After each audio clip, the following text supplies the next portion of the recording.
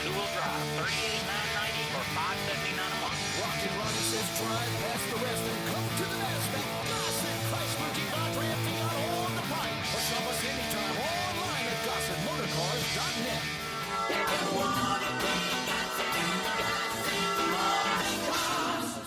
At 7.99, Ram and Challenger 5,000 down, Jeep 4,000 down, Challenger PH 574221, MSRP 52,315, Jeep RT 173869, MSRP 28,090, 0% for 36 months. Grand Cherokee and Wrangler price includes all rebates and incentives and excludes PF 695. All exclude tax, title, and license with approved credit. See dealer for complete details. Hi, I'm Peter Sagal. When we were growing up, my two brothers and I just loved our Uncle Ted. He was like a really cool big brother who always brought around the best toys and took us to the best places and with whom we always had the most fun. It was odd, though, when we got older, to realize he wasn't nearly as outgoing and adventurous with other adults. I found out much later that this might have had something to do with the ostomy bag he wore ever since he was diagnosed with Crohn's disease as a teenager and had part of his lower intestine removed. Theodor Skolnick, my Uncle Ted, died last year at the age of 80, never having once mentioned his illness to me or my brothers. He left a large bequest to the Crohn's and Colitis Foundation to help fund better treatments for these diseases and also to help other people, old and young, seek and get help for the situation that he was never able to talk about.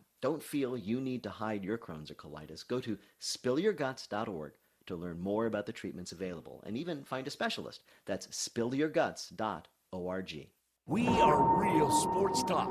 Sports 56 WHBQ. Available on your radio dial at 560 AM and 98.5 FM, as well as around the world online at sports56whbq.com. Take us with you everywhere by downloading the Sports 56 app. And at home, just say, Alexa, play Sports 56.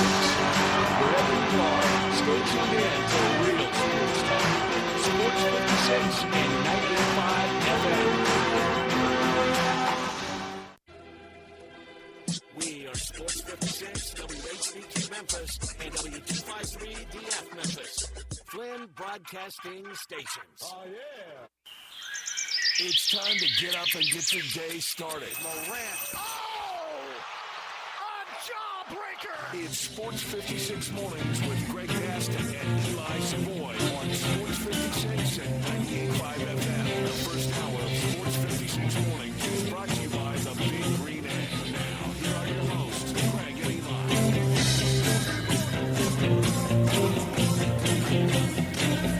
Good Tuesday morning, everybody. Welcome in. Welcome to Sports 56 Mornings.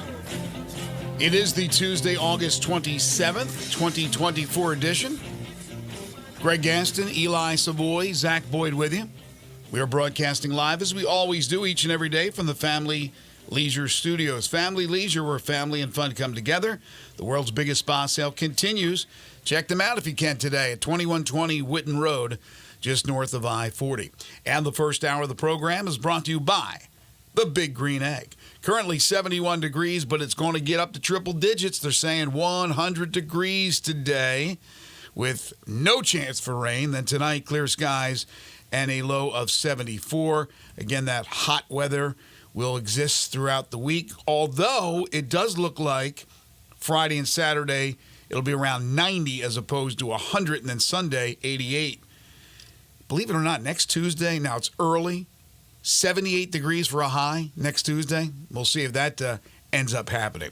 Coming up on the program today, we're going to be very busy. Connor O'Gara at 7:25 to talk college football. Tim Duncan at 8:25, the new Senior Deputy Athletics Director at the University of Memphis, the former AD at the University of New Orleans, former Tigers basketball player, and a former teammate of Penny Hardaway. Tim back in the fold. We'll talk to him at 8:25, and then we'll wrap up our summer golf segment with Mickey Barker, the City of Memphis Golf Administrator. We also have Humdinger's Trivia. That'll come your way at approximately 8:05. Big day in the NFL with Cut Day. Make that 948 NFL players need to be waived, released, or moved to a reserve list by 3 p.m. Central today. Already those cuts are starting to make their rounds. Yesterday, we started to get some news. It started to trickle in, and then even late last night, so we'll go over that on the program today. Ryan Silverfield met the media yesterday, his first press conference. His first Too Deep is out. We'll talk about that as they get set for their opener in this much-anticipated season. They'll play North Alabama on Saturday. Also, some news involving University of Memphis Athletics Director Ed Scott and the University of Memphis and the Grizzlies as far as the FedEx Forum lease. We will get to that a little bit later on in the show. And a lot of other topics that we'll touch on. We always invite you to be a part of the program by hitting us up on the Sissy's Log Cabin listener lines. You can call in. You can text in 901-360-8255. Good morning. Good morning. So yesterday I was going through some of the lists. Again, very early initial cuts. And I saw that the Bears had released Jerome Carvin, who played at Cordova High School and the University of Tennessee. I saw the Bears release Quindell Johnson, the former Memphis Tiger defensive back. And again, it doesn't mean that they won't be brought back, placed on the practice squad, picked up by another team. Minnesota cut Jacoby Francis, former Memphis Tiger, who has been in the league for a while. And Minnesota also let go Matt Corral, who was a late addition, played last year with the Birmingham Stallions in the UFL. So we'll see if he gets a shot somewhere else. We also had the big news yesterday, Eli. We were talking about it on the program, and lo and behold, just a few hours after we wrapped up our show, it's a done deal. The Cowboys and CeeDee Lamb reached an agreement, 4 years, reportedly $136 million, $38 million signing bonus, $100 million guaranteed. That will make CeeDee Lamb the second highest paid non-quarterback in NFL history. Only Jordan Jefferson has a larger deal. Justin Jefferson has a larger deal that's not a quarterback. Yeah, I had no surprise. Said all along that I assumed they would get it done. Thought that they would get it done this week. Once the preseason games are over, now you're preparing for that first game. A little more incentive for really both sides to get it done. And that deal's done now, and they can all move on. Right. Now the other deals that we expect to hear about one way or another, Brandon Ayuk, will he sign with San Francisco? It appears that his value may not be as high as he thought it was when they reached out to other teams about a possible deal with Brandon Ayuk. Still could be dealt, still could re-sign, still could hold out. A lot of options there for Ayuk with San Francisco. We talked yesterday about Jamar Chase and Cincinnati. Again, he has 2 years left on his rookie deal, but only getting paid, I believe, about $4 million. And I say only compared to some of these other wide receiver contracts when you look at him as being one of the top 5 wide receivers in the NFL. So we'll see what happens with that. We were discussing yesterday about Trent Williams. Trent Williams has been holding out. Trent Williams will not report. This came out yesterday. He will not report to the 49ers until his contract is adjusted. I don't know what he has left on his contract, but San Francisco expected once again to have a great chance to get back to the Super Bowl. Need that guy. Yeah, he's obviously a big part of it. I'm not sure what his contract status is. Obviously, he's not on a rookie deal, so I don't know what exactly how many years left or what his issue is with it. But he is a holdout, according to reports. And then there were some other moves made yesterday. It appears that the Cleveland Browns will be without Bradley Chubb for the first 4 games because he will be put on the PUP list, physically unable to perform. So that means 4 games automatically out, and then I guess they'll reevaluate from that point. Bradley Chubb, big part. Not Bradley Chubb, Nick Chubb, excuse me. What am I talking about? Nick Chubb is a big part of that Cleveland offense. We'll see if Deshaun Watson can finally find the old form that made him a valuable commodity when he played with Houston and then dealt with Cleveland. It hasn't gone swimmingly, let's just say. So they need Chubb to get back as soon as possible. But again, it looks like he'll be on the PUP list. And then yesterday, the Titans traded Malik Willis to the Green Bay Packers for a 7th-round pick. Brian Callahan, who was on with us on Friday. Said that he hadn't made up his mind at that point about the backup quarterback to Will Levis, although all indications were that it was going to be Mason Rudolph, the former Steelers quarterback. But I did not think they would deal Willis. And then he came out, Callahan did, and said that if it was an extra roster spot, we'd be able to keep that quarterback, but we can't. We just have too many holes to fill, too many needs where we don't have that luxury of being able to keep that third quarterback. And so Green Bay brings in Malik Willis, the former Liberty quarterback. It doesn't look great for the Titans when you draft a guy in the third round and 2 years later you trade it for a seventh round. It's not great return on value. No, it's not. Great value there on that one. But, he was going to be the third stringer, and Green Bay's got some issues with that backup quarterback, so I don't know. I'm not sure Malik Willis solves that. We'll see how they want to sort that out behind Jordan Love. Well, there's going to be a lot of interesting names that are handed their walking papers today and will be quickly acquired by other teams. There's going to be a lot of movement as far as rosters are concerned when the Turk lays down the law today.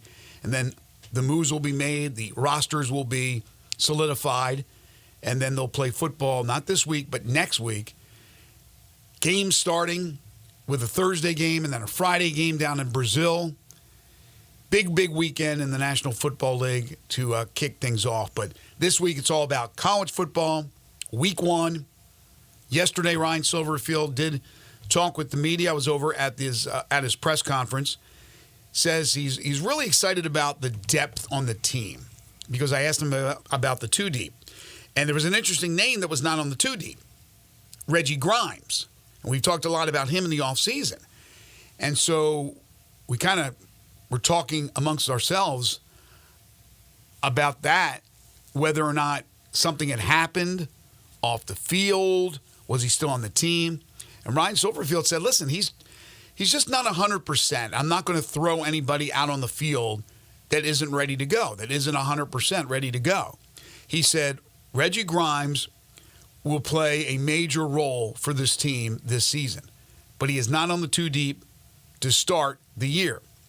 Also, pretty significant, Cortland Marsh, one of the newcomers, expected to possibly win one of the safety jobs, out for the season, but has already indicated that he expects to be back for that last year in Memphis next season. We'll see how that materializes. But other than that, Ryan said we're very healthy.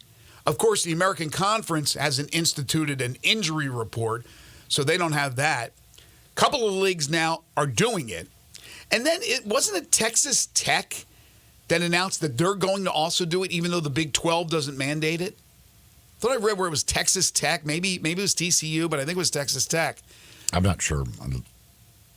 I did not see anything about either, but I don't know. But there's more transparency. Who are the two leagues? The MAC, I think, is one of them. Well, the Big Ten, I believe. Big Ten? Last year.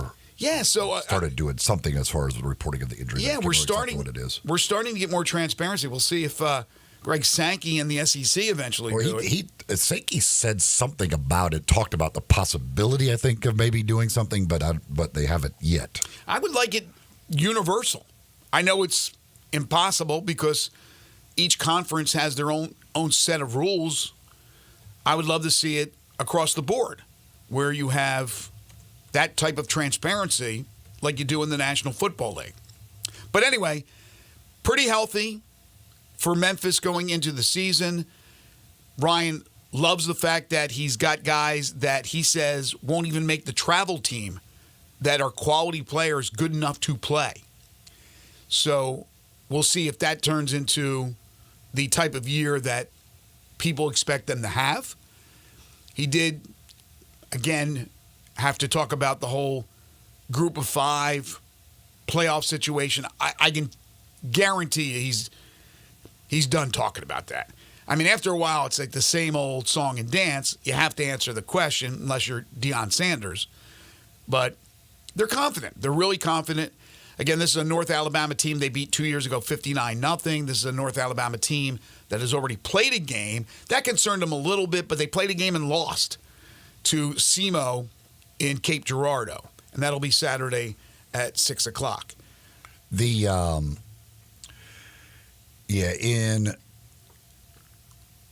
early August, there were I can't remember where Sankey was talking, but there were reports saying that the SEC they thought was going to be moving forward with having the injury reports for this season. Now, I don't think anything has officially been done yet, but people were reporting that that's what they thought. Oh, really? They had discussed it at the spring meetings in May, didn't make a final decision, but the feeling was they were going to end up doing it for this year. But obviously, we're in game week, and there's nothing officially there yet. So I don't know if maybe they've decided against that and are going to wait, or what exactly is going to happen there. I was right about Texas Tech. Texas Tech announced on Sunday that will provide weekly injury reports to the public for the 2024 football season.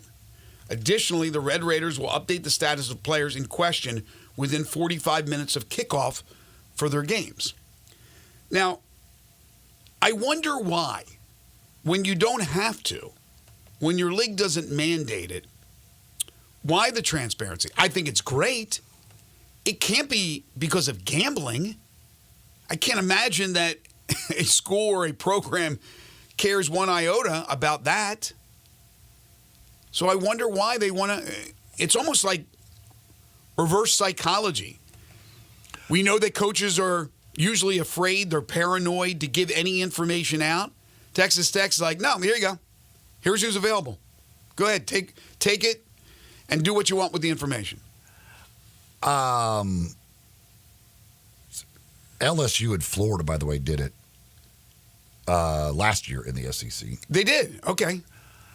I mean, I just think it's like there are actually some coaches and people out there that realize that it's dumb not to. Right. Like there's like really like. But there are many that think it doesn't matter if the team knows. Like they're gonna. It's not like we have completely befuddled them and they're going to go, oh, my God, that guy's playing or that guy's not playing. We have no idea what to do today. Right. I mean, it doesn't matter. You prepare for all possibilities. Yeah, and they know most of it anyway. Like, they're just going to know pretty much, okay, that guy was hurt last week or what. It's just, I think most coaches, or not most, a lot of the coaches may start realizing, you know what? I don't think it really matters. Well, again, I don't know about most, and I don't think even the majority. I think there's still paranoia running rampant with coaches as far as divulging any information. But there does seem to be now a trend towards more of them releasing that information, many of them because they have to by mandate of the conference. But again, Texas Tech stepping out in the Big 12. I did not know that about LSU. And who was the other? Florida. So I would assume they're doing it again this year. Didn't work out well for Florida last year, but that's not the reason. By the way, Trent Williams, his contract, he's got 3 years left on his deal, but none of the money is guaranteed. So I'm assuming that's what he's wanting adjusted is guaranteed money in that deal. Give him the guaranteed money. How hard is that? If that's all he's looking for, because again, we talk about Jamar Chase, rookie contract, 2 years left, as opposed to the normal 1 year when a rookie is outplaying his contract. Wants a new deal. Yes, some people are sticklers, play out your contract. That's just not the case in sports. 2 years a little bit different. This guy has 3 years left on his contract. If it's not, I want more money, and I just want guaranteed money, give him guaranteed money. He's Trent Williams, for goodness sakes. He is an integral part of your team.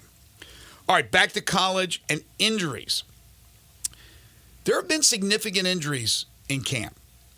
We've talked about Texas losing 2 running backs.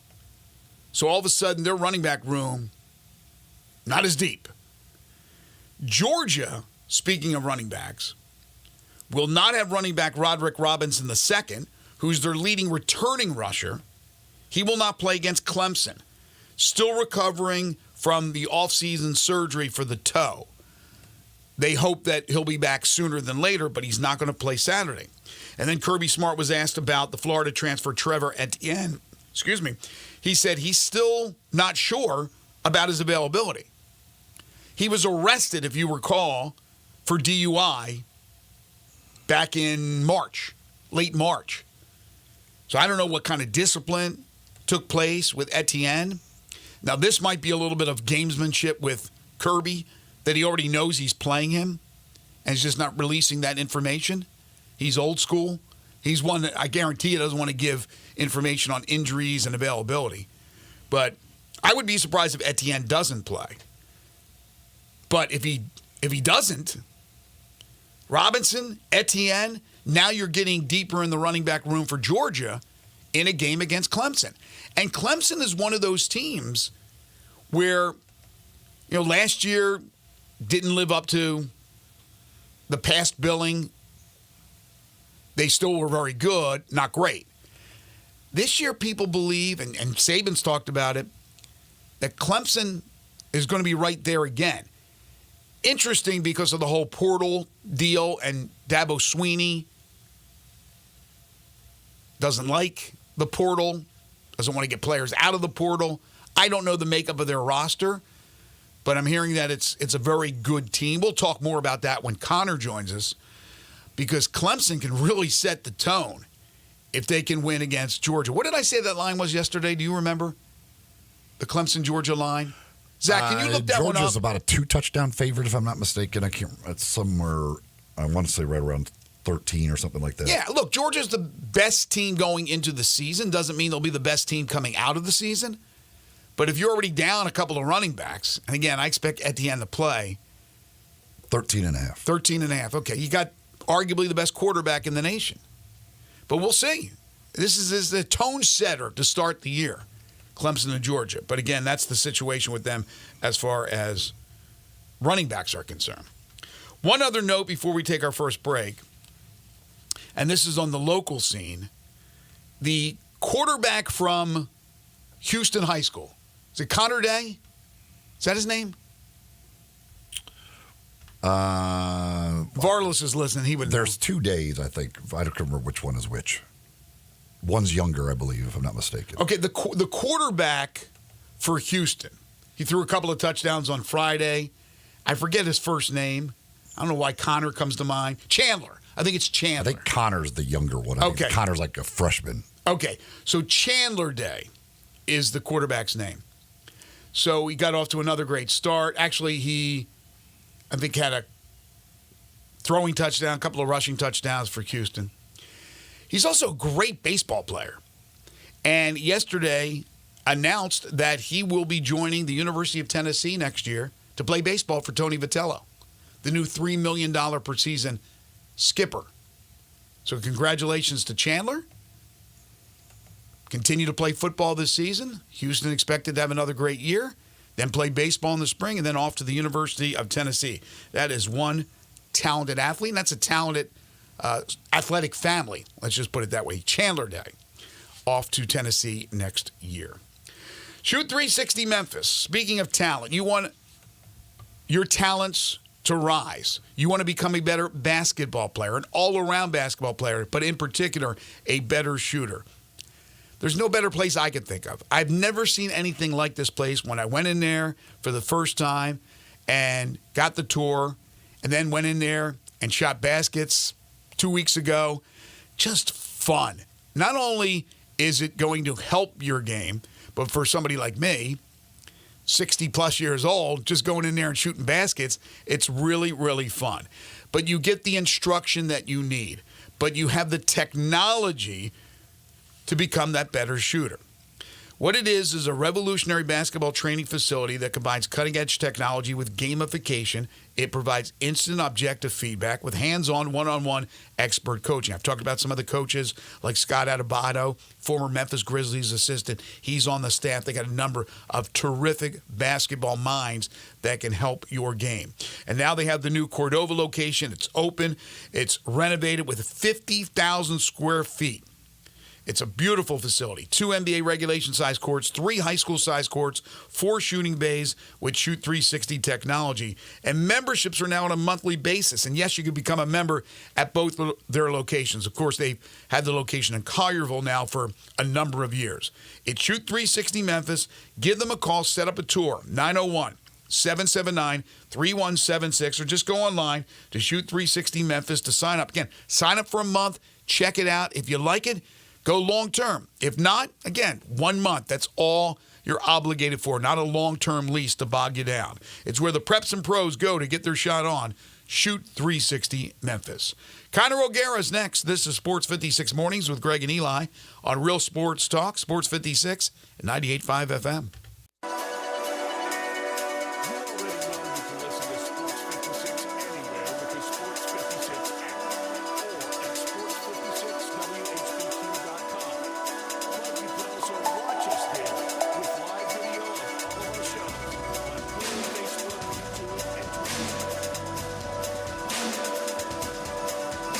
Moving is stressful, but Black Tie Moving can take the worry out of the process. Whether you're moving across town or across country, moving your home or your office, your personal moving concierge from Black Tie Moving will work with you to design a plan that perfectly fits your budget and needs. And they're available 24/7 to answer any questions you have. Give Black Tie Moving a call at 901-316-6196 or go to blacktiemoving.com/Memphis to get your personal, no obligation quote from the moving experts at Black Tie Moving. We're in the break room at a traditional jewelry store here. Hey, Mark, I know it's our job here to try and sell every piece of jewelry, but don't sell this ring. I'm going to try to use my employee discount to buy it for my wife. Okay, but you know you can get a better deal at Genesis Diamonds. Genesis Diamonds? Are you crazy? They're not like the boss here. All I'm saying is I got a pair of diamond set earrings there for my wife and paid a lot less than what we charge here, even after my employee discount. Wow. You never know who you'll see shopping at Genesis Diamonds. With no middleman pricing on the best selection of diamond rings, earrings, pendants, bands, and bracelets, it's a no-brainer. I admire your dedication to our jewelry store and not going to Genesis. I know the boss really appreciates your loyalty. It's just the right thing to do, man. And it's nice your wife won't mind getting a smaller diamond. On second thought, can you cover me while I take a break? Genesis Diamonds, the smart alternative to old-fashioned jewelry shopping. With more selection, lower prices, higher quality, stronger warranties, and zero pressure. At Poplar and Perkins Extended. Looking for sports in all the wrong places? Try the Owner's Box Sports Bar and Grill in Lakeland Town Square. Fun, friendly, exciting, and comfortable with wall-to-wall TVs for all your favorite games, 24 taps for all your favorite beers, including NA and local craft beers, and an in-front-of-the-wall pool bar for all your other favorite beverages, including a full wine list. And in an upscale menu, patio seating, daily specials, and events, and you found all your sports in the one right place. The Owner's Box Sports Bar and Grill in Lakeland Town Square, Highway 70. Progressive knows finding your new home is a dream come true. You wanted it close to town with a picture window overlooking a yard. And you found it. Now when you sit down to dinner, you've got front row seats too. Your neighbor's daily pickleball game. Progressive can't save you from your noisy neighbors, but we can save you money when you bundle your home and auto with us. Get a quote at Progressive.com. Progressive Casualty Insurance Company, affiliates, and other insurers not available in all states. Rick's Powder Coating for a beautiful finish every time. Rick's Powder Coating specializes in automotive, ornamental, residential, and industrial coating. With 2 conveyor lines and the largest batch ovens in the Mid-South, Rick's can accommodate all of your powder coating needs. Locally owned and operated since 2002, Rick's Powder Coating will customize a beautiful finish just for you. Drop by or call to see how Rick's Powder Coating can bring color to your life. 901-367-2771 or rickspowdercoating.com. Listen each and every Sunday morning at 10 a.m. and join Ottawa Presbyterian Church for worship. Ottawa is a PCUSA church located in downtown Memphis. Sports 56 traffic.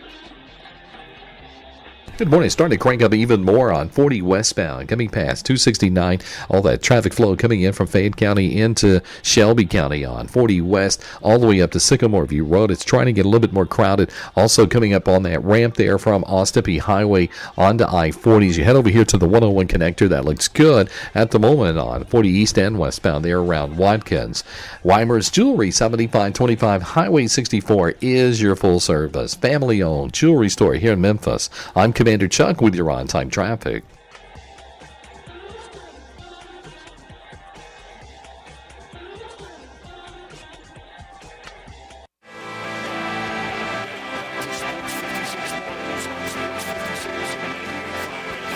This hour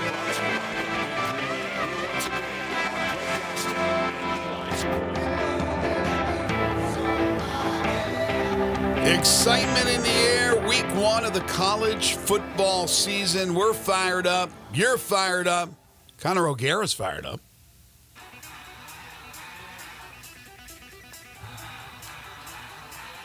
It's time to talk some SEC and college football. Joining Greg and Eli is Connor O'Gara from SaturdayDownSouth.com and SaturdayTradition.com. Here's Connor O'Gara with Greg and Eli. One of the best in the business, the absolute entire business of college football, the senior national columnist for Saturday Down South, the host of the Saturday Down South podcast, the one and only Connor O'Gara. You can follow him on Twitter at CJ O'Gara. He joins us now on Sports 56 Mornings. Was I supposed to be sad for you with that post of the picture of you and your little child, your little girl on the beach, talking about the end of summer, boo-hoo? No. I mean, that's not the entire point. I mean, look, I think the family would disagree, but I think we can all admit there are, and I was talking about this with my wife the other day, like, professionally, I can't wait for what's ahead. Personally, it's kind of a bummer to think, I mean, my weekends are limited. Obviously, it's a trade-off that I willingly make, but, you savor those moments, and that's just, kind of the bittersweet nature of this job. No doubt. That is beautiful true. photo, Bo. So, since you're down, you're in the state of Florida at least, but how much panic should there be? Should Florida State fans think the end of the world is here? Well, let's just say I live in a neighborhood that's got several Florida State flags that fly very high. True story. Like, I'm not making this up. And went for a walk like later in the day on Saturday, and I kid you not, I did not see those Florida State flags flying. You can't make this up. So I think after an entire 8-month period in which Florida State fans had a legitimate gripe, in my opinion, everybody would be up in arms if their team went 13-0, got left out of the college football playoff. Like, I fully get that. But after seeing the way that this offseason played out, and then that opener with Mike Norvell, who, look, I know you guys know very well, somebody that I have been saying all offseason deserves blind faith, the way that he recruits the portal, a lot of turnover. But then to have Brent Key's Georgia Tech team just come out and punch them in the mouth, I think that's more so the concerning thing for Florida State. Because, you know what, we see it all the time. You got new pieces via the transfer portal. It happens. DJ Uiagalelei took a little bit. It looks like he's still going to need to be able to get his feet wet in this offense to truly feel comfortable. But, man, I was expecting a tougher performance from Florida State. To me, that was not the sign of a team that's ready to compete. So even though one loss doesn't eliminate you, I still think there are some bigger concerns for this Florida State team. I agree with both things. And to those two latter points, yes, there are concerns with the interior line, right, being pushed around the way they were against Georgia Tech, and they have some formidable opponents on their schedule. But the other point about it doesn't eliminate you, and fans have to realize that. And now this new 12-team format, while you're behind the 8 ball, it doesn't eliminate you. Now, they have to find answers and find answers quickly, but that's the one thing that these fan bases should realize. Don't pull in your flags and put them away for the season. It's far from over. It is, and that is the blessing of the 12-team playoff system. Having said that, I still think that Week 1, the way that it sets up, has some really, really pivotal matchups. I'm sure that we're going to get to a bunch of this stuff today. But, I still look at this and go, man, there are some big-time opportunities for coaches in different circumstances. And for the conference as a whole, I think the SEC has probably the most important non-conference weekend of any conference this season. The way that some of these matchups look with Notre Dame coming into town, you talk about an important game, and I have a column that's published this morning on SaturdayDownSouth.com about it. I think everybody and their mother outside of Notre Dame's future opponents should be pulling for Texas A&M to win that football game because of what Notre Dame represents with a potential at-large bid, not having to go through a conference championship and all those different things. The significance of that, Georgia, Clemson, obviously super significant. LSU, USC, kind of mirror images of each other. That's super important. I think just the SEC brand has a very pivotal Week 1 ahead, despite the fact that obviously nobody's going to be eliminated with a loss. You mentioned that Texas A&M Notre Dame game, and I think that is, to me, one of the ones that I'm really curious about. With the coaching change, obviously at A&M, we've had the years of disappointment under Jimbo. See if things turn around. They are a favorite against Notre Dame. If you look at Notre Dame's schedule, there's not a whole lot of games you really would expect them to possibly lose on that schedule. Who do you like in that game? I do like Notre Dame, and I think this is going to be a huge moment for Riley Leonard because I think what he's going into in this season opener is an unbelievably difficult task, and that's perhaps why A&M is that 3-point favorite as it stands here on Tuesday morning. But think about this, guys. Riley Leonard is going against the defensive-minded head coach that he saw for these last 2 years while he was becoming more of a household name in our sport, right? He's going to be facing Mike Elko, a guy that probably knows how to game plan against him.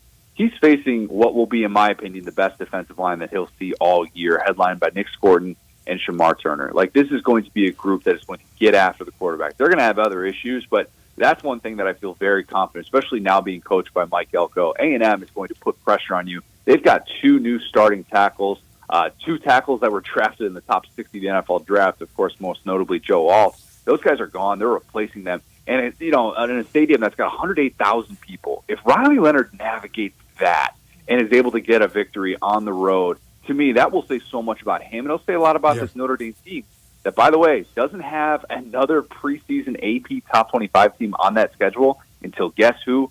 Florida State in early November. This schedule with the Miami cancellation sets up extremely well. I do think that Riley Leonard is going to navigate this and make some big-time plays down the stretch, and I think that he ends up getting a win at A&M.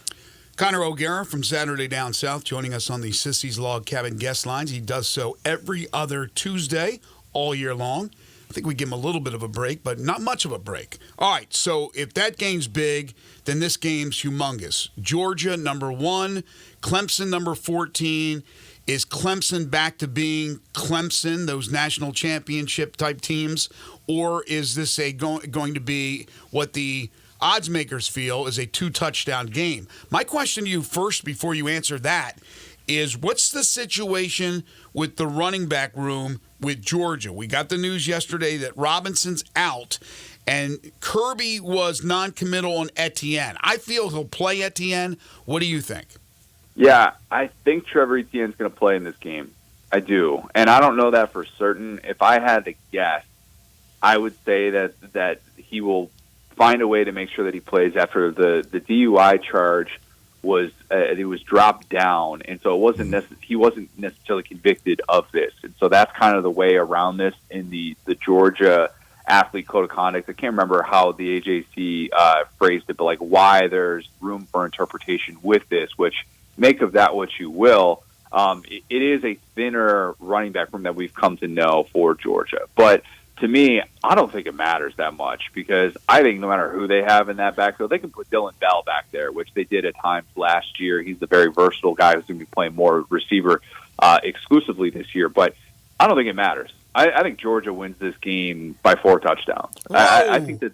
Yeah, I think this game resembles more of the 2022 opener against Oregon than it does the 2021 opener against Clemson. And it speaks to how differently these teams have really developed the last 3 years since that game. A game that, look, I thought Clemson was going to win the 2021 opener.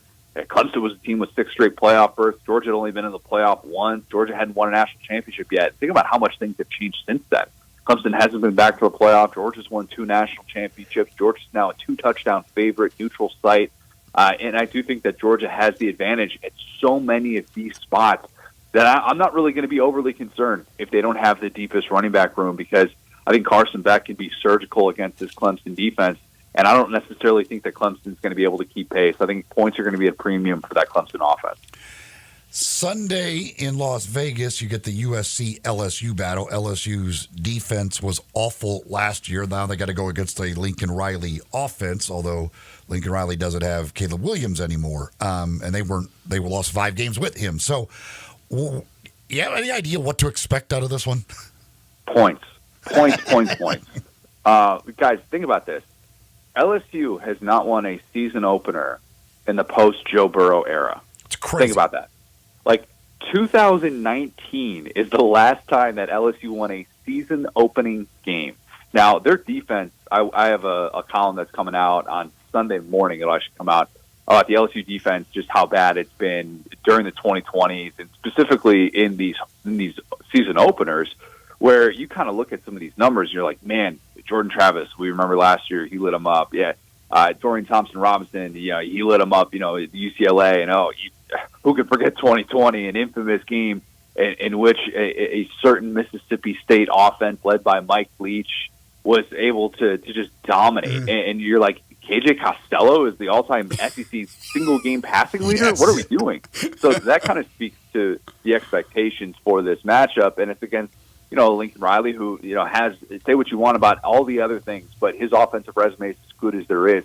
I don't know that LSU is going to necessarily stop this USC offense from getting to 30 points or 35 points or anything like that. But can they get a few of those stops with what should be a competent defensive coordinator, Blake Baker?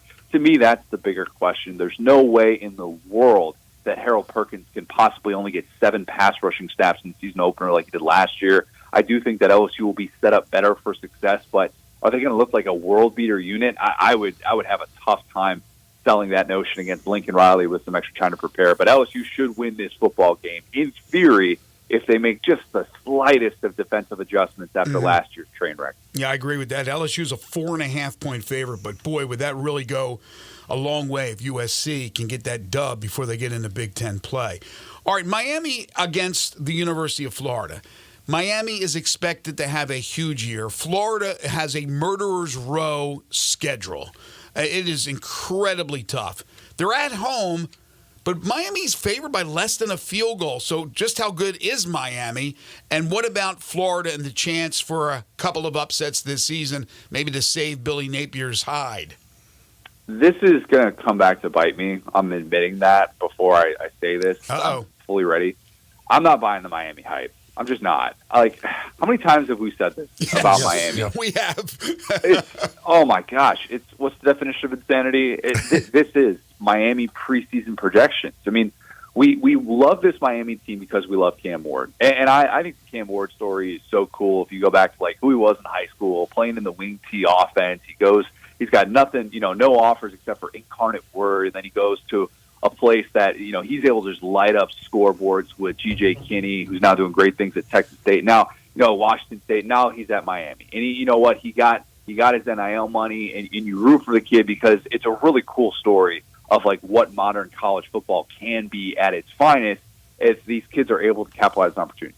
I think he's going to struggle in this opener. I think he's going to struggle with all these new pieces on the road. Temperatures are going to be in the 90s. And Florida's defense, while it has been the single most disappointing unit in all of college football in the 2020s, they've got extra time to prepare. And I do think that with some of the reinforcements they've had on that defensive staff, I think that makes a difference in this one. And Miami struggles to be able to sustain scoring drives. And I do think that Florida ends up winning this game, a nail-biter type game that rivals the opener they played a couple of years ago against Utah. And I don't think it necessarily changes the future of Billy Napier, as some will say after the fact. But I do think it's a game in which we're reminded Miami still has a long way to go if they're going to win games like this. So I was looking at your article about the predicting the 10 biggest SEC upsets this year, and number 2 interests me because you say Arkansas beating Tennessee in Fayetteville. The way the schedule works out, would that be a Sam Pittman job-saving win? For that, yes. For that period, it would be. Yeah. Because, for that moment. Yes, for that moment it would be because it's right before their bye week. And if they start off 2-4 and their only wins are against Arkansas, Pine Bluff, and UAB, yeah, I do think that there is a chance that Hunter Yurachek would give him the 2021 Ed Ogeron treatment and say, look, man, we're going in a different direction after the season. We'd love for you to stay on. We don't want to necessarily dip our toe into the Bobby Petrino interim coach well. So we're going to keep you on board here for the end of the season. I think Sam Pittman would probably do something like that, knowing who he is. But I do think they win that game. And I think they win that game because this Tennessee defense is going to be able to get after the passer. Their defensive line, James Pierce Jr., a guy that's all over these first-round mock drafts, one of the best returning players in college football. His get-off is second to none. Amari Thomas at nose tackle. Like, they should be really good up front. But all their new pieces in the secondary, I think there are going to be games in which that defense is not going to travel particularly well. And I think that's going to be one of those games where if you just catch them on the wrong day, you can run into a fun offense like what Arkansas could have this year with Taylor Green at quarterback coming over from Boise State, Bobby Petrino running that offense, where Tennessee just looks like it's on its heels all day. And I think that that's one of those games. And it just reminds you of, like, yeah, I mean, it's cliche, and people outside the SEC hate it, but, like, going on the road winning in the SEC is not an easy thing. Go ask Texas A&M. They haven't won an SEC road game in nearly 3 years. So, to me, I think it speaks to the nature of this conference. It's not going to be quite chaotic 2007 levels of madness, but I do think that's an upset that's in play, and Arkansas gets a, I guess at the time, Sam Pittman job-saving win. Since we won't have you on next week, what about the Tennessee-NC State game? You know, they get to Chattanooga this week, but what's your, because NC State's a top 25 team. What do you think about that game for Tennessee? Yeah, I was talking to Brett Friedlander, who does great work for us on the ACC side for Saturday Down South, about this NC State defense. They're replacing Peyton Wilson, their stud linebacker. A lot of people think this NC State defense is going to really struggle, and that game's going to be a huge test for them because if Tennessee's going to have one of the best offenses in college football, what a great time that would be to make a statement. I think everybody and their mother will be picking Tennessee to win, myself included. But I think that's going to be more so this test for Nico. And I think Nico Iamaleava comes in with sky-high expectations in which, I think for the most part he's earned, and it's also the surroundings in this offense. But I think based on everything that we have seen from him so far, I think he's going to live up to the hype. And I think in games like that, where it's not necessarily a true road game, I think he's able to pick apart a defense that, you know, has some questions to be able to answer. I think that's where Josh Heupel, you see that opening play script or that opening drive script, and you're just like, yeah, this is going to be fun to be able to watch. And I think he gets out to a nice early lead. Tennessee ultimately wins that football game and gets off to a 2-0 start. All right, two final things real quick. This one, I think I know the answer, but which are the teams in the SEC that won't get to 6 and bowl eligible? Arkansas, Vandy. Who am I forgetting here? Mississippi State. Mississippi State, I don't have winning an SEC game. I think that's it because I have South Carolina getting there. I have Kentucky getting there. Yeah, I have Florida getting the 6 wins. So I guess 3 teams would be on the outside looking in. All right, and you've already picked Miami to lose to Florida. But give me another upset. Doesn't have to be from the SEC, but around the country this weekend that you're looking at. Like a significant or, you know, it's pretty substance-filled upset that might shock a few people. Okay, how about let's go with West Virginia. Mm-hmm. West Virginia knocking off Penn State. That's the one. Because everybody's talking about, Penn State, the playoff is really set up for them now. I still always question James Franklin playing down the stretch against a competent team. And I think that's what West Virginia is. I think the quarterback position, West Virginia has that matchup. I don't necessarily trust Drew Aller in the way that many people do for some odd reason because of his TD9T ratio. But I'll go with West Virginia to pull off that upset. They're like a touchdown underdog in that one, a game in which points could be at a premium. I think West Virginia put some drives together late to be able to pull off that upset. By the way, did you say you have Mississippi State 0-8 in the SEC? Yeah, I did. They should have a fun offense. Blake Shapen is the best deep ball thrower that Mississippi State has had since Dak Prescott, which if you actually look back, it's not saying that much. But to me, it's still so much of a struggle to see what they have on the defensive side of the ball and all the turnover they've had there. They've turned over half of their roster in the last, 16, 17 months, which is just not something that you're able to do if you're at a place like Mississippi State. So, yeah, unfortunately, I think the SEC is going to kind of chew them up and spit them out. It's a year zero for Jeff Levy, it's going to feel like. He is Connor O'Gara, senior national columnist for Saturday Down South, host of the Saturday Down South podcast. You can follow him on Twitter at CJ O'Gara. Catch him every other Tuesday talking with us right here on Sports 56 Mornings. Enjoy the weekend's games. Again, games get started on Thursday, go all the way through Monday. And then in 2 weeks, we'll talk about everything that's going on in the early portion of the season. Thank you, Connor. Love it. Appreciate it, guys. Take care. That's home games for Mississippi State against both Arkansas and Florida that he has most of the time. That's two of the other supposed worst teams in the conference. They get both of them at home. If they do go 0-8, yikes. We'll have our predictions. We'll have our predictions for the SEC tomorrow. I won't tell you what I have Mississippi State, but let's just put it this way. Somebody's got to lose in the league. This hour of program is brought to you by the Big Green Egg. Football season upon us. You got to fire up that grill, get ready on a Saturday for watching games all day long. Of course, NFL Sunday as well. Man, no better grill to fire up than a Big Green Egg. Go to biggreenegg.com to get all the details. Heck, the great thing, too, on their website, you can get all kinds of recipes. They tell you how to cook various things, and it's absolutely amazing. Again, there's all kinds of things online. You Google anything basically in the world of how to cook it on Big Green Egg, you'll find video after video and recipe after recipe of people who have done it this way or that way. And then the cool thing is you can try it your different ways and figure out which one you like the best, which one works best for you. But the Big Green Egg makes it so easy to do it, whether you need a low temperature for hours upon hours or you're firing it up to 700 degrees or anything in between, plus all the accessories that they have to make it easy as well to cook whatever it is you're wanting to cook on that Big Green Egg. Again, biggreenegg.com is the website, or you could go to the Ace Hardware stores here in town or Hamilton Fireplace and check out the Big Green Egg. You're tuned in to Sports 56 Mornings with Greg and Eli on Real Sports Talk, Sports 56 and 98.5 FM. Join the voice of the Tigers, Dave Woloshin, for Wolo and Friends. Weekday mornings from 10 to 11 here on Sports 56 and 98.5 FM. So you need to sell your house? I have the solution. Call 901-406-1101. That's 901-406-1101. Call my buddy Bill and I buy houses, any area, as is. It's literally as simple as that. Just pick up your phone, call 901-406-1101. That's 901-406-1101. Call my buddy Bill and I buy houses. Guaranteed to close in 5 days. If you need to sell your house fast, call Bill at 901-406-1101. That's Bill and I buy houses. Looking for an engagement ring that will really knock your socks off? You need to be at Genesis Diamonds. It's such a privilege at Genesis Diamonds for us to work with the world's finest designers, to be able to offer brands like Tacori and Verragio, and we're excited to be able to give you something really discount. Genesis Vice President David Cooper. The craftsmanship, the detail, the quality, the individuality is bar none better than anything else. Genesis has been selected as an exclusive provider for every top designer from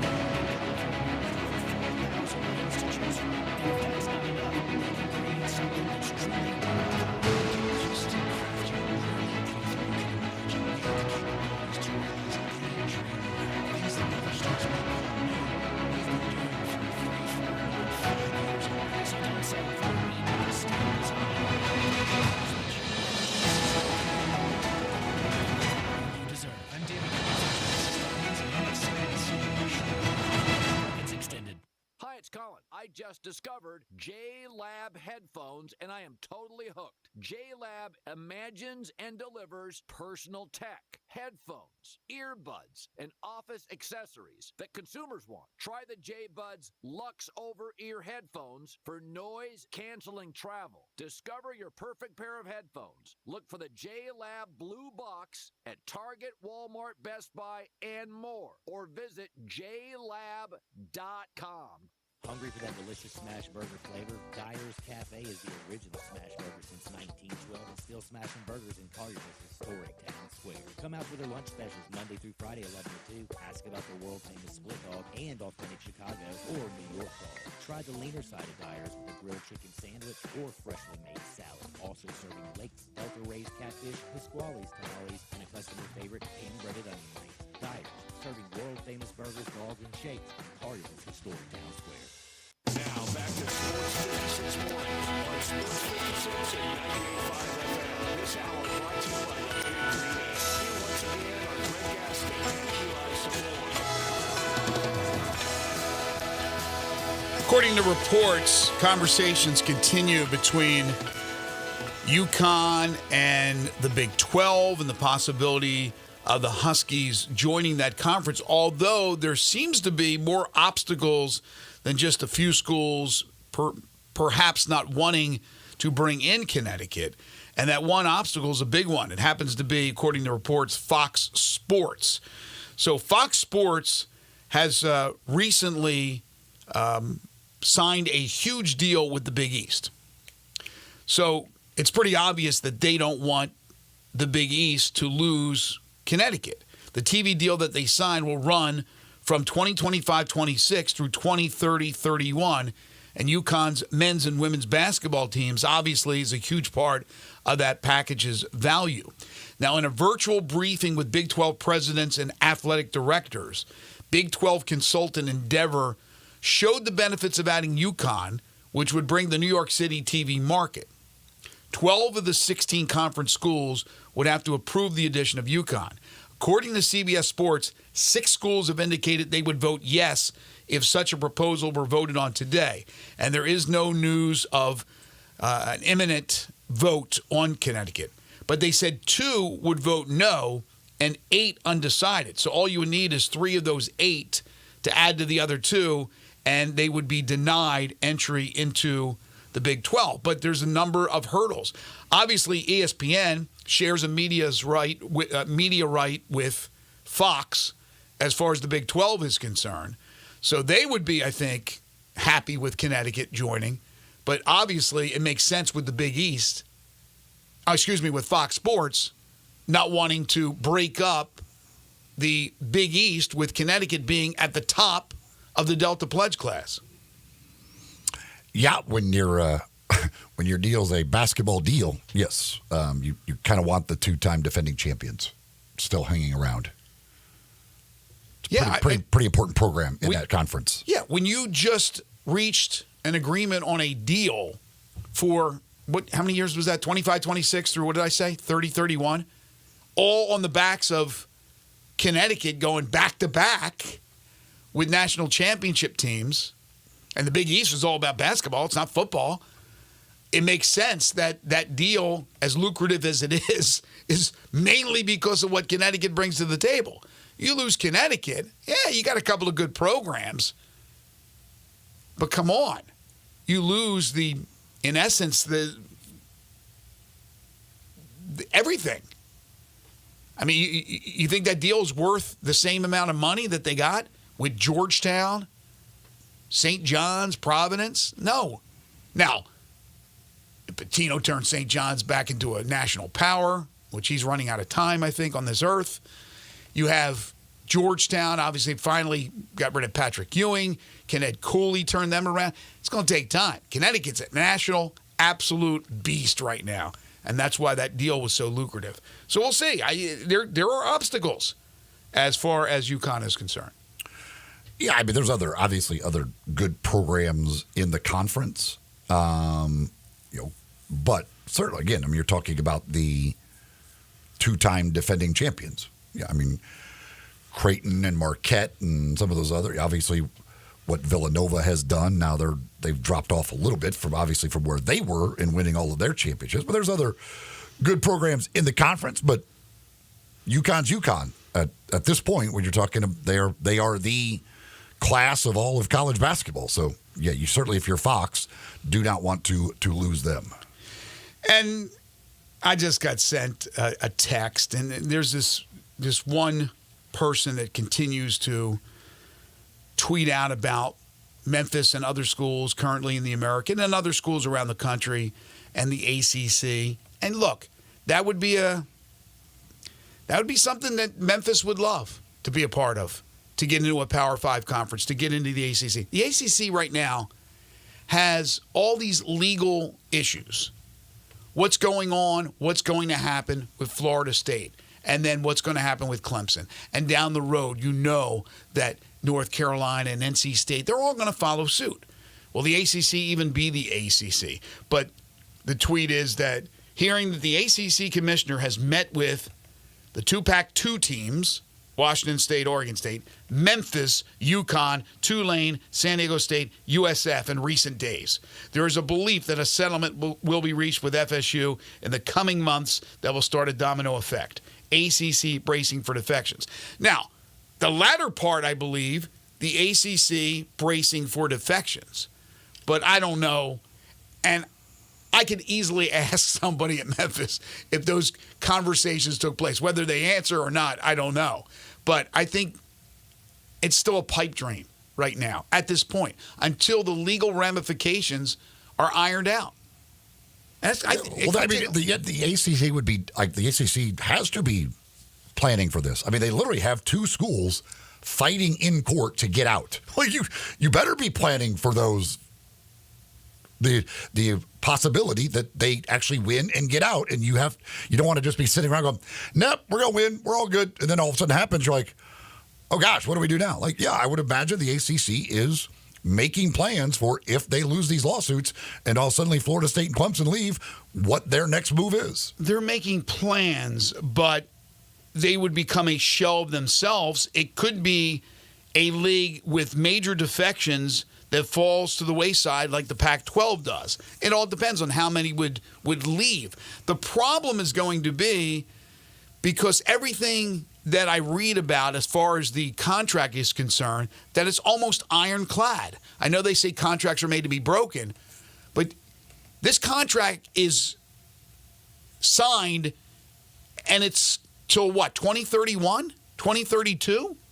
No, it's 2036, I believe. 2036. But there's always even a price. worse. There's always a price. Will there be a price? If there's a price, what you're doing is you're signing your own death warrant.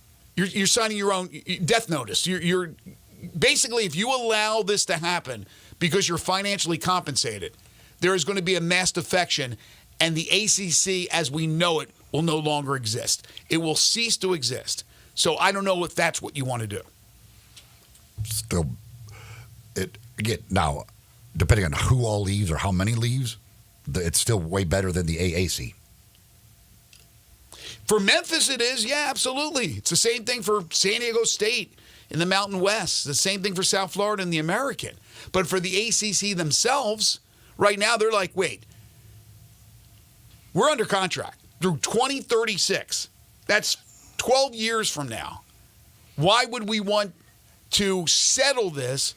Because if you think if you don't and you lose, now you got nothing and they're out. Yeah, but most people believe, people don't believe they'll lose. Yeah, well, there's been a lot of court cases that people never thought they were going to lose and they lost and thought, boy, we probably should have settled it. True. Why do most court cases get settled before they go to court? Because what happens if we lose? Yeah, but if they lose, there will still be a financial settlement. It's not going to be all or nothing. But again, if you can get a good price for them to buy their way out, that's better than taking the chance sometimes in court. We'll agree to disagree on that one. Genesis Diamonds. If you're looking for a special piece of jewelry for that special someone, head on over to Genesis Diamonds and talk with the great folks over there. They got a great staff, not working on commission, just there to help you find a perfect piece of jewelry, educate you on what you should be looking for in that piece of jewelry, what affects pricing, how the market is set when it comes to diamonds and other things.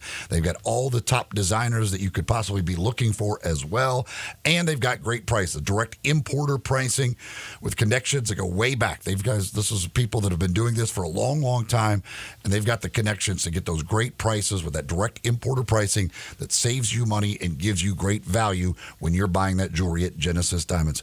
Poplar and Perkins Extended, that's where you'll find them. That's where you're going to find all that beautiful jewelry at great prices. It is Genesis Diamonds. Hour 2 on the way. We'll kick things off with Humdinger's Trivia. That's next. This is Sports 56 Mornings with Greg and Eli on Real Sports Talk. Sports 56 and 98.5 FM.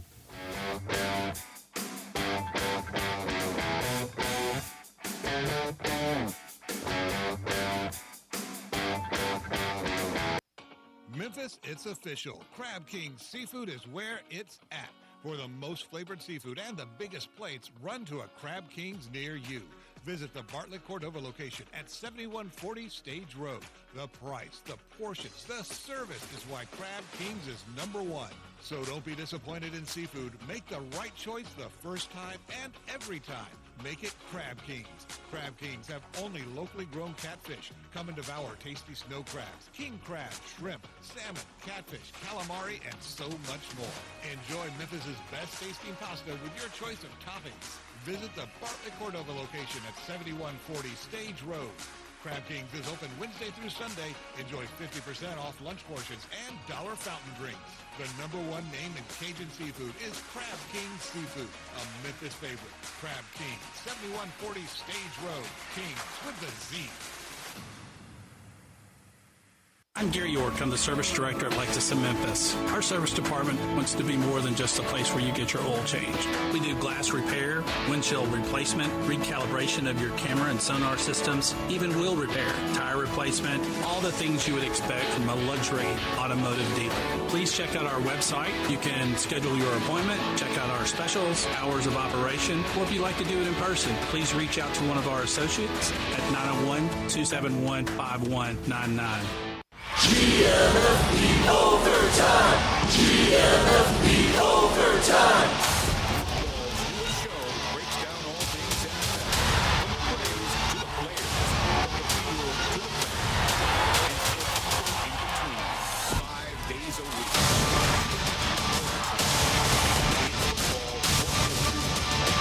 GMFB Overtime!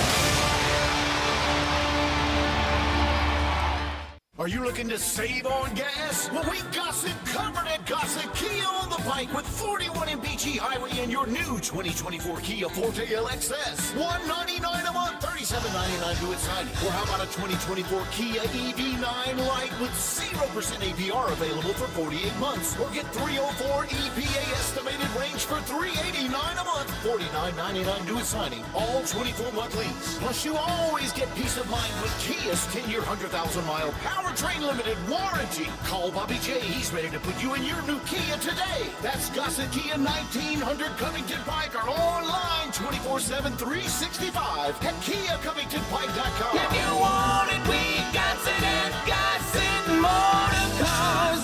Acquisition fee $20,000 per year, 20 cents excess mileage. Forte RE 794,066, MSRP 21,820, EV9 R60 29,603, MSRP 61,035. Lease terms include all rebates and incentives, and PF 695 includes tax, title, license, registration, and fees. Must finance through Hyundai with approved credit, valid through 8/31/24. Dealer stock only. This Sports 56 traffic report is brought to you by Luttrell Belting. They keep you moving.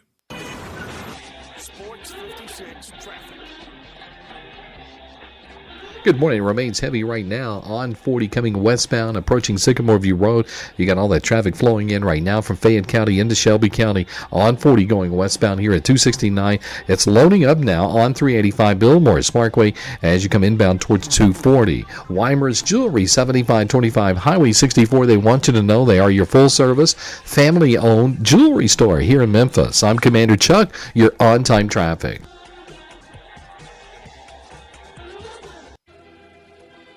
We are Sports 56, WHBQ Memphis, and W253DF Memphis. Flynn Broadcasting Stations. Oh, yeah.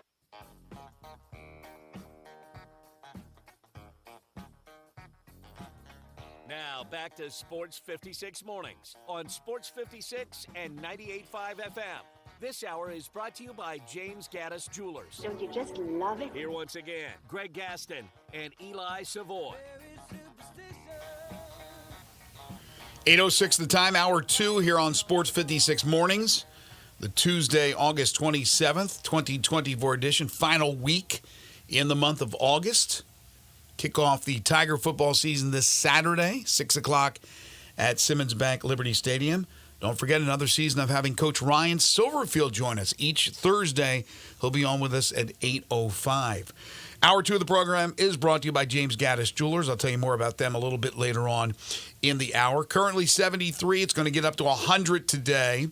75 for a low tonight with clear skies. But hour 2 on Tuesday means Humdinger's Trivia.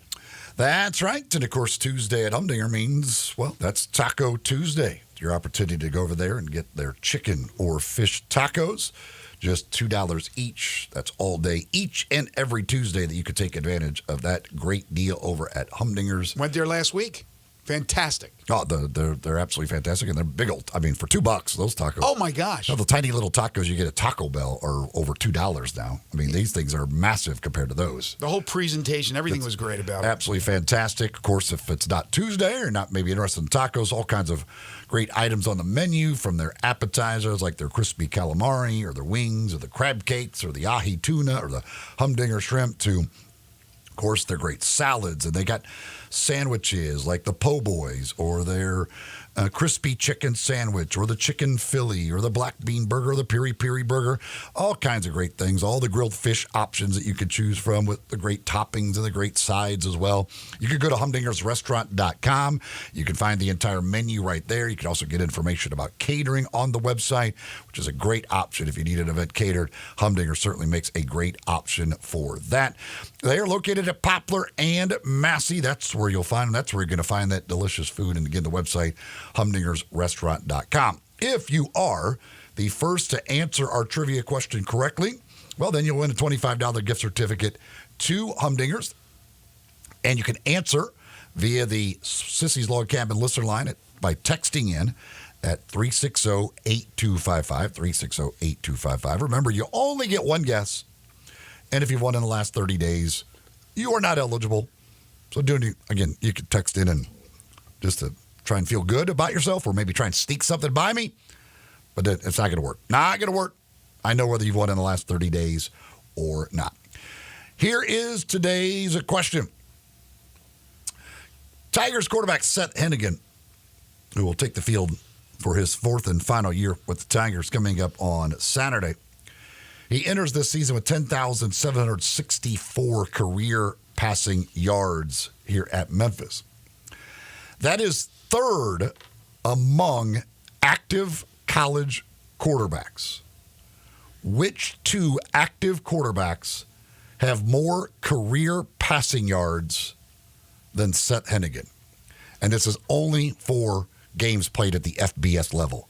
If you lit it up at the FCS and now you're transferred, that doesn't count. More FBS passing yards. There's only two of them coming into this season that have more career passing yards than Seth Hennigan. Which two quarterbacks are they? 360-8255, 360-8255. Text in those answers, and again, the first correct answer will get a $25 gift certificate to Humdingers. You have to name both of the quarterbacks. It's pretty incredible when you think about that. Third active. Wow. When you're going into your fourth year as a starter. Yes, but you also have to be productive, and he has been productive. So Tim Duncan will join us in about 15 minutes. Senior Deputy Athletics Director at Memphis, just got the job. It was announced last week by AD Ed Scott. Ed, if you're listening, we're still waiting for you to come on the program. I know that's the plan, to have Ed on very, very soon. And I bring up Ed because yesterday, Jason Mons, very thorough story in the Commercial Appeal about the lease situation with the University of Memphis and FedEx Forum for basketball. And strictly men's basketball, although there will be, is it 2 women's games this year that'll be at FedEx Forum? I believe that's correct, yes. Okay. The Louisville game and the Tennessee game. So, as people know, the Tigers are a tenant of FedEx Forum. The Grizzlies run the show there. They had signed the original deal in 2004, but that contract ran out on April 30th. It expired on April 30th. So Jason and the folks at the Commercial Appeal doing this story with Ed talked to Ed about where you go from here. And Ed indicated that both the university and the Grizzlies agreed that a 2-year, and they haven't, I don't know if they've officially signed it yet, but a 2-year short-term extension is probably the right thing to do while they figure out what's going on with the renovations, what it will look like. That is a whole other story as far as the funding and all that is concerned. By the way, the story that Jason wrote, the Grizzlies declined to comment on this. But basically, Ed talked to him about probably going in a different direction from what they have had in the past, where it was incentive based on actual game attendance, fans through the turnstiles. So if they got 10,000 or more for home games, fans through the turnstiles, Memphis would receive $800,000 for each season. Now, if that number was less than 6,000 in any season, Memphis would not have received a guaranteed payment. And then you have all the numbers in between that would designate how much money that they would get from this term, this long-term contract, which was very long because it was 20 years. So while Ed didn't get into specifics, he said you'll see something a little different about the gate. Again, this is according to Jason's story. It won't be attributed to the gate the same way it was before. Less about us hitting certain numbers and more about us probably giving them a certain amount and getting a certain amount from them. So that's interesting. So are we talking about the university having to pay the Grizzlies to use the forum, and then according to what, they get that money back and hopefully make money from having big crowds? It's still going to be dependent upon the attendance, no? I mean, in the end, there's always going to be something. I mean, the attendance is going to affect it one way or another. I have no idea how they're wording this or whatever, but I mean, obviously, there's going to be a difference if you're drawing 15,000 versus 4,000. Last season, again, according to the story, the Tigers averaged 6,827 tickets scanned at the turnstiles across 17 games. The closest the program has come to the 10,000 actual attendance benchmark since Penny became head coach in 2018 was his first season, when they drew 8,813. So again, the deal is up after 20 years. The lease for the Tigers to use FedEx Forum as a tenant for basketball, now it looks like a short-term deal, according to reports, according to AD Ed Scott, will be reached. And short-term because they want to see what happens with the renovations of FedEx Forum, which makes an awful lot of sense. Yeah, I mean, you don't know for sure exactly what's going to be available, seating and what seating is going to be affected, suites, all of those types of things that could very well change. So yeah, you don't want to lock yourself into a long-term deal when you don't know what's going to be included and how the building is going to change between now and then.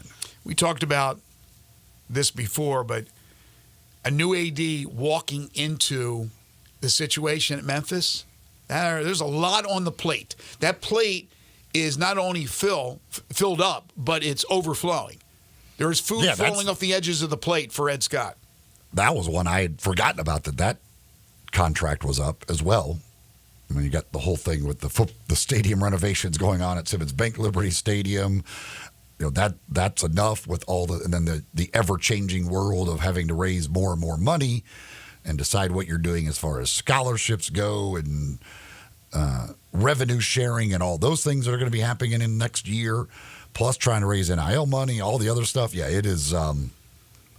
I would imagine that his head's spinning a little bit. Like, wait, I mean, there's what other contract do I got to figure out? Wait, we got to do this one too? Okay, yeah, let's figure this one out. Let's get that one knocked out today.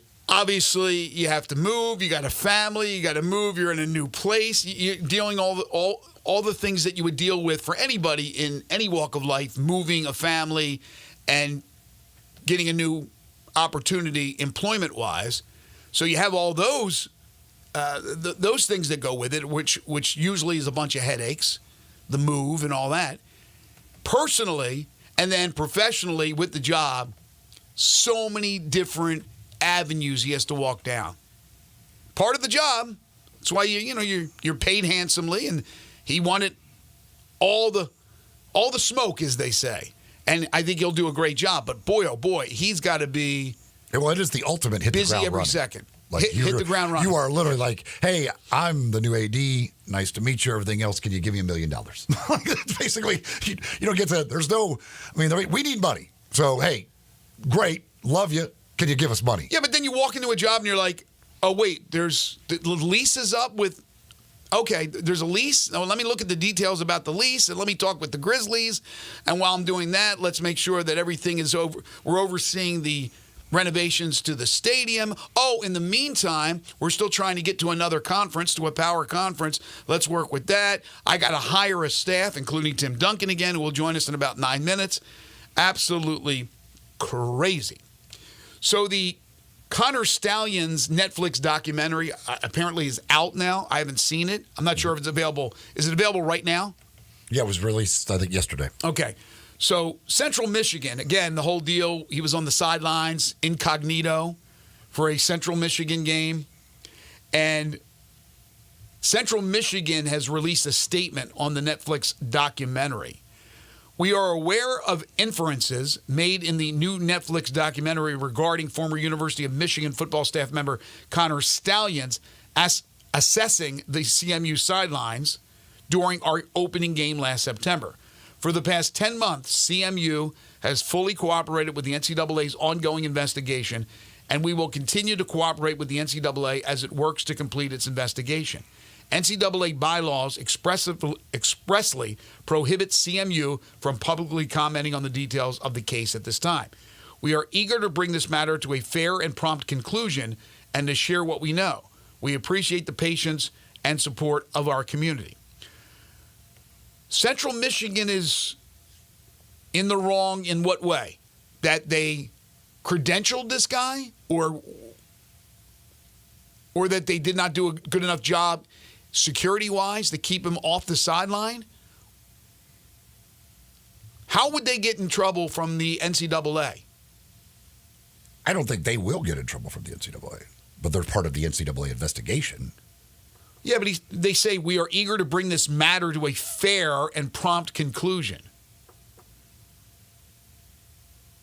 I'm just curious, like, what, again, other than being oblivious maybe to who gets sideline passes, and that's something all schools have to take into consideration. A lot of times you look on the sideline and there are, who are these people? But whether it be boosters or former players or media members, obviously staff members, I guess you can get kind of mixed in, lost in the sauce, as they say. Yeah, I'm looking forward to seeing the documentary. I'm hoping to get to it today. I know Connor, some of the stuff in there is, they have the interviews that Connor Stalions did with NCAA investigators where he said he never did any advanced in-person scouting. Right. Said he didn't purchase tickets for others to attend games, to record signals, which, again, basically he lied a bunch to NCAA investigators, so which is no real surprise there. But I'm looking forward to seeing the whole thing to see exactly what is all in there and everything else to figure out how much he lied and what other people have to say within that documentary. They also showed the getup when he went incognito, and he said, "That doesn't even look like me." Like, what? You don't remember putting it on? You're incognito. That's the whole point. You're not supposed to be recognized. You did a good job, I guess, in that aspect. So we do have a correct answer in our Humdinger's trivia. This was not an easy one to look up, so I figure we probably wouldn't get a bunch of correct answers. This is not a simple one to just Google and it's going to throw it right there to you. We actually ended up with a couple of right answers, but there was one person who got the correct answer almost immediately. That's very well done. Got a lot of incorrect answers. And again, one of the reasons I threw in the FBS yardage is because Cam Ward racked up a lot of his yards at FCS Incarnate Word. So he does not have more FBS yards than Seth Hennigan. The only two guys who have more FBS yards in their career than Seth Hennigan entering this season. One is Dylan Gabriel going into year 20. No surprise. He's been in some high-powered offenses. Started at UCF. He's got 14,865 yards in his career coming into this year. I mean, he's going to put up a hell of a number before all is said and done. Again, think about what Hennigan has done, and he's 4,000 yards ahead of Hennigan before going into this year, again, in a high-powered offense. The other one used to play here close by. Doesn't anymore, but used to play here close by. Now he's up where Dylan Gabriel is in the Pacific Northwest, and that is Will Rogers. Wow, Will Rogers?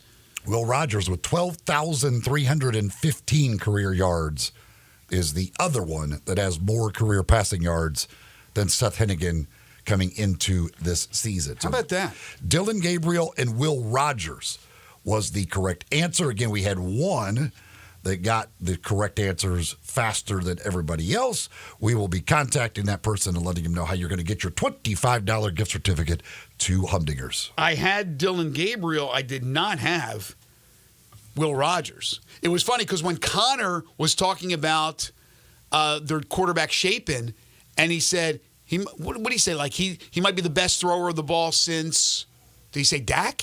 He said best deep ball. Best deep ball since? Dak, right. Because Rodgers wasn't known for the deep ball. But to have all those yards means he's pretty accurate. When you play a Mike Leach offense for a couple of years. Yeah, but that's a couple of years. It's not 4 years. You know who I thought it was? I thought it was Gabriel and Cam Rising, just because he's been at Utah forever. James Gaddis Jewelers, second-hour sponsor of Sports 56 Mornings. They're your family's jeweler. If you're looking for that beautiful watch, special type of gemstone, bracelets, necklaces of all types, earrings and pendants, this is the place for you. Custom-made jewelry, one-of-a-kind estate and vintage jewelry, and, of course, a great selection of engagement rings, wedding rings, personally designed wedding sets. They got a big anniversary coming up in September. I told you about this yesterday. In fact, Jay Gaddis is going to join us very soon to talk about what they have, and it's going to be unbelievable savings and deals for all you folks out there as they'll celebrate 25 years on Poplar Avenue, 52 years serving Memphians. James Gaddis Jewelers. They are your bridal engagement and anniversary jeweler headquarters. Check them out at 4900 Poplar between Mendenhall and St. Nick, and on the web, gaddisjewelers.com. When we come back, Tim Duncan joins us. This is Sports 56 Mornings with Greg and Eli on Real Sports Talk, Sports 56, 98.5 FM. Broadcasting from the Family Leisure Studio, we are Sports 56 and 98.5 FM. For retro cruiser styling packed with modern innovations, riders of all skill levels choose a Honda Rebel. Incredible motorcycles with a stripped-down style and a full package of features. Both the 300 and the 500 offer compact power inside a lightweight frame. Combined with a low slim seat, the Rebel is easy to start on. And with new colors from this year, they are impossible to ignore. Go to DeSoto Honda to check out the 2023 Honda Rebels. Cruisers with timeless style and performance to enjoy every second.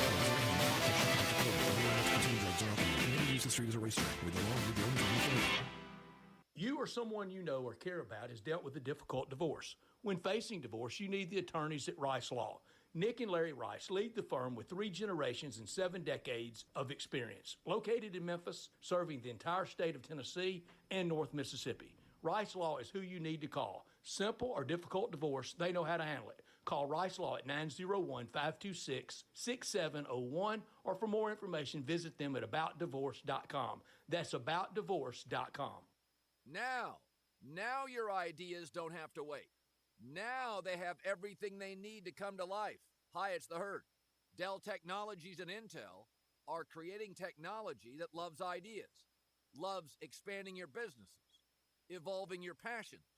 They push what technology can do, so great ideas can happen right now. Find out how to bring your ideas to life at Dell.com. Welcome to now. Are you ready to make this the summer event rock and rocking? Because the place to buy is Gossett Chrysler Dodge Jeep Ram out on the pike. I'm ready, Randy. Check this out. A 2024 Jeep Compass Sport, four-wheel drive, $2,700 or $398 a month. 2024 Jeep Compass Sport 4x4, $2,790 or $398 a month. Or take your pick, a 2023 Dodge Challenger RT or a 2024 Ram 1500 Quad Cab Tradesman, two-wheel drive, $38,990 or $579 a month. Rock and Ronnie says drive past the rest and come to the NASDAQ. Gossett Chrysler Jeep Dodge Ram out on the pike. Or shop us anytime online at GossettMotorCars.net.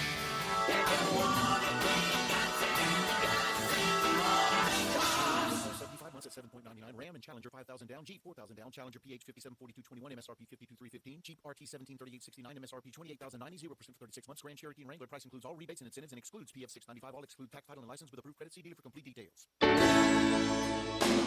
Listen each and every Sunday morning at 10 a.m. and join Ottawa Presbyterian Church for worship. Ottawa is an ECUSA church located in Midtown Memphis. Sports 56 traffic. Good morning. Still quite a bit of volume making its way down I-40 westbound right now from Germantown Parkway all the way to Sycamore View Road. Still some traffic there coming off that ramp from Austin P onto the interstate. It still looks good over here right now. I-40 at Watkins near the 101 connector. Hey, Weimer's Jewelry, located 7525 Highway 64, is your full-service, family-owned jewelry store here in the Memphis area. I'm Commander Chuck with your on-time traffic.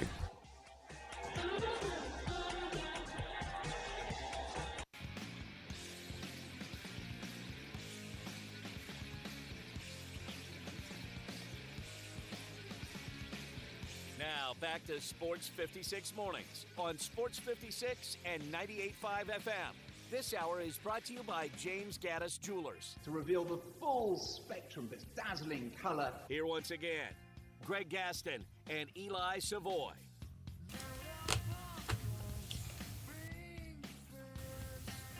Welcome back, everyone. 8:28 is the time. Halfway home on this Tuesday edition of Sports 56 Mornings. Tim Duncan joins us in just a moment. Excited to have Tim back in Memphis at the University of Memphis. Lawn Solutions, we're excited about Lawn Solutions. They're one of our great sponsors, and you should be as well.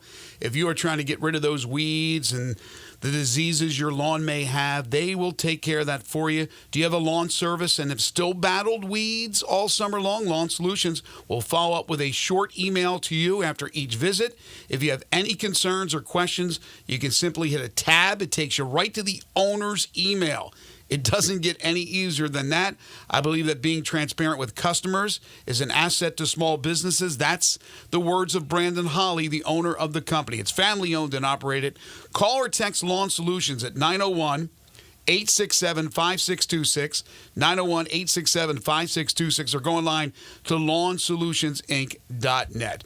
We are extremely happy as Tim Duncan, a one-time Tiger basketball player, a former University of New Orleans athletics director, and now will be a part of Ed Scott's staff as a deputy AD at the University of Memphis. Who says you can't come home again?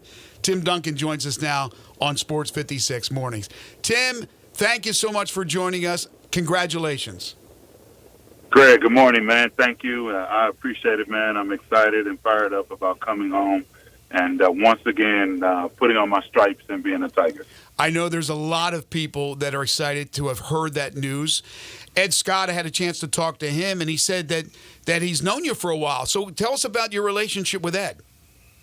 Yeah, in college athletics, man, it's like 1 degree of separation. It's like, Ryan Silverfield probably knows Nick Saban and James Franklin and some of the, iconic coaches that, people look up to.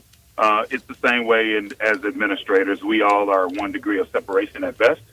So we're usually at the NCAA conventions together, conferences together, CALs, which is a huge professional development opportunity. We go to those things together. So we usually see each other 3 or 4 times a year. And if you do look at the past 10 years, then you're really getting a chance to spend a lot of time with the folks. So I've gotten a chance to know him over the years. I've known him. I've respected him. Hadn't worked with him, but I know folks who have, and they think highly of him. We have a ton of mutual friends, and we may have had a casual beer here or there as well. So yeah, it is a small world in college athletics for sure. Well, first of all, let me say it's good to talk to you again, Tim. It's a long time ago that we were calling Conference USA tournament games together. I remember that, Eli. We've come a long way. Yeah, it was a lot of fun, man. I enjoyed that. It was one of the fun moments in my life to be able to call some Conference USA basketball on the radio. So good to see you. Good to hear you, Eli. So the decision for you, obviously, when you have an AD job, you are the AD at New Orleans. Yeah, and to make this decision to become a deputy, how tough was that, and kind of how did you weigh everything to come to that decision that this was the right thing for you?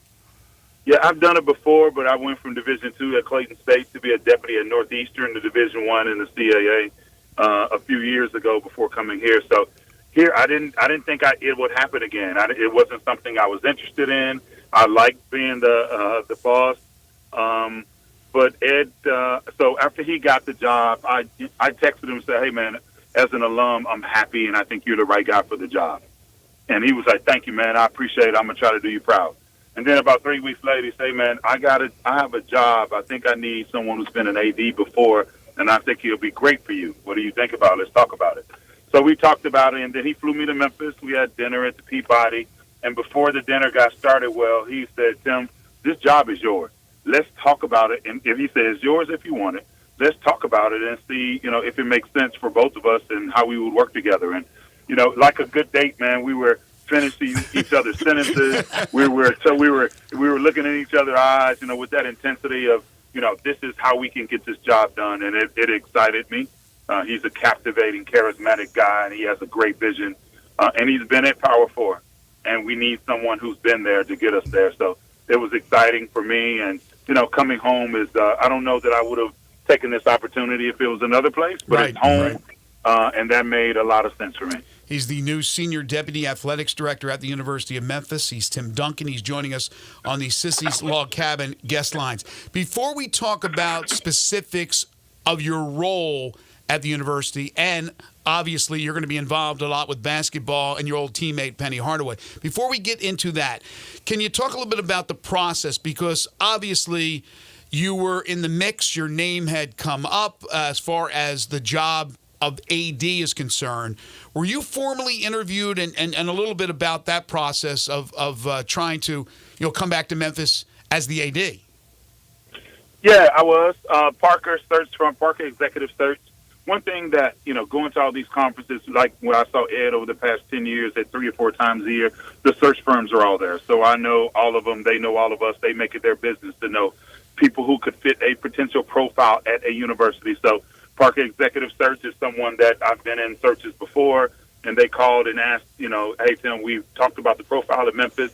We think you got a shot at this. And, I knew it was a long shot because I don't have football in my portfolio. Right. And that's a key aspect of it. And I understood that, but it was good for me just to go through it and get to know some of the players, and not knowing that, I'd be able to come back in a different capacity. So I didn't think it was a great shot just because I'm experienced administrator for sure, but appearances matter, your portfolio matters, and Coach Silverfield deserved to have an AD who had been around successful football before too. So there's a perception thing, and so I think it made sense for them to hire Ed, and I was totally supportive and was going to do my best to continue to try to elevate the University of New Orleans. We have a new men's basketball coach. We have a great new collective going, so I was excited about the opportunities here. But when he called me, again, we talked about it, why it made sense for, my family and I to consider it and also jump at it.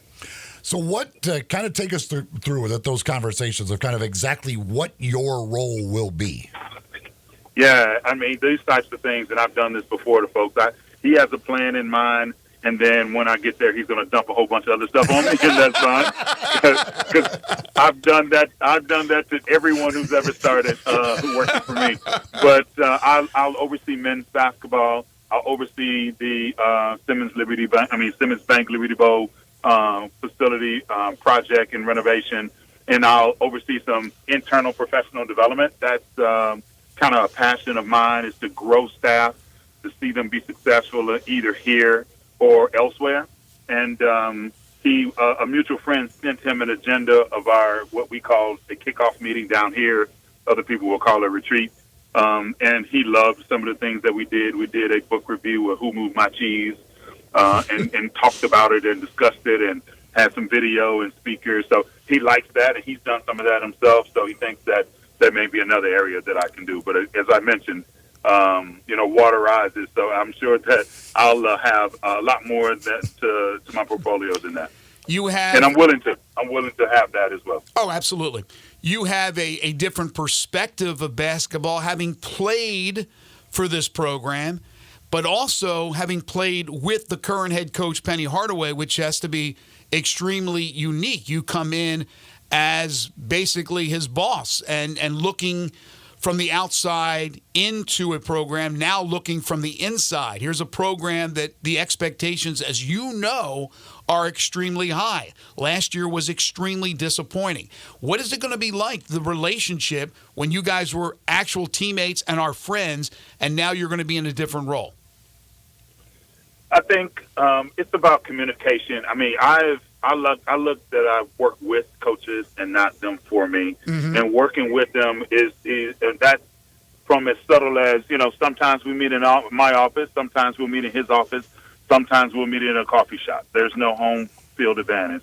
It's, hey, making sure he knows, and we've already had this conversation, making sure he knows I'm here to do everything we can to help this program be successful. And a lot of that is me getting up to speed on what you are, because not only did I play for that program, I'm the chair of the Basketball Advisory Committee here in the Southland Conference. I'm the chair of the NIT Committee. I'm a member. I'll have to resign now that I'm going to Memphis, but I'll resign from the NCAA Men's Basketball Competition Committee when we discuss rule changes and we make a recommendation to go to change rules. So I have to analyze the metrics as the chair of the NIT Committee. So I look at basketball differently as an administrator than probably people that he's worked with before. So, but I'm quick to say that I'm not a coach. But I do know enough to ask the right questions to make sure that, his vision and Ed's vision of the program is in alignment with his daily action. So what does that mean from what's the role of each member on the staff? What is the role you identify for each guy on the team? One thing I like about the NBA is they clearly define roles. If a guy knows he's going to play 8 minutes a night, he expects to come in and play 8 minutes. And college basketball is a little bit different for sure, but to be able to have that conversation so everyone understands their roles. I'm always a big proponent of you can coach guys hard, but you have to love them hard off the court so they know that you care about them as people, and I think he does that well as well.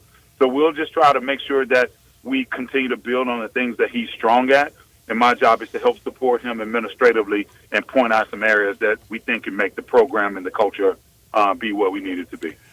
You mentioned the Simmons Bank Liberty Stadium project, that you'll kind of be the head of that. How big of a challenge is that? Have you done much as far as stadium renovation stuff in your past, and just kind of how big of a challenge is that to try and come into something that's that big and try and kind of take over and be the point man for it? Yeah, I mean, it's a bigger project than I've ever done. When I was at a previous institution, we built a basketball arena, and I was the point person on that with the development. And here we pitched many things. It hasn't taken off, but for example, we pitched the entire entertainment district here at the University of New Orleans at Lakefront Arena where we are, and it was $1 billion project that I had to work with the architects just to develop the concept. Now, it didn't move to completion. I mean, it didn't move into action, but just having those conversations and understanding, from architects and developers what we want, what we need to have, and just as a full circle moment, my grandfather, Elton Cummins, was one of the first black contractors in Memphis. Wow, and so just to have a full circle moment to be a part of a project at this massive amount is really kind of interesting, knowing that he was one of the guys that built post offices and churches and restaurants in the 60s and the 50s and 60s before that was popular for men of color or women of color to be able to do something like that. So yeah, I do have some experience. Obviously, this is the largest project, but I'm looking forward to getting involved. I know Jeff will be. So we'll talk about where he left off, and we'll get this thing to be representative of what Tiger football is at the moment and will be in the future. Tim Duncan, Senior Deputy Athletics Director at the University of Memphis, former Tiger player, joining us here on the Sissy's Log Cabin guest lines. You mentioned at the start about having the football absences in your portfolio, and now you come to Memphis, obviously, with a football program that has really taken off over the last decade. You're going to be overseeing basketball, but obviously you're going to be involved somewhat in football because that's the whole point, right? You got to get that football background for your future, wherever that may lead you. So what will you be doing as far as that's concerned?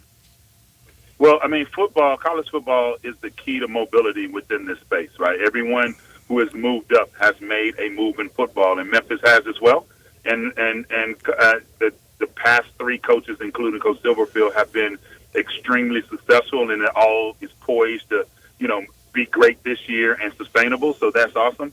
And as an administrator who's overseen every sport at every institution that I've been the leader of, and I've been athletic director 3 times, I'm going to naturally be a part of how can we grow our most valuable asset.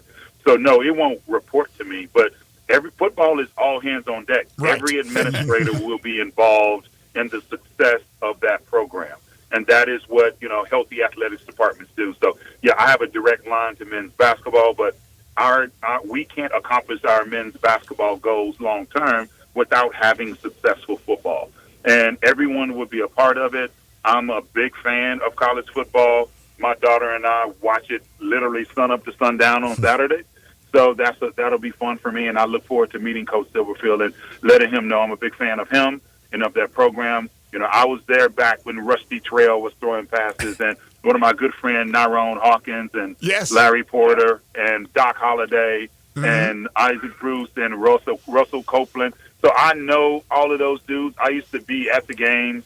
I've always been a Tiger football fan, even when it wasn't popular.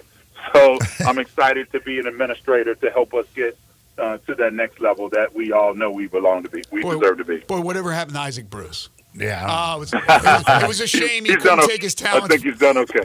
Yeah.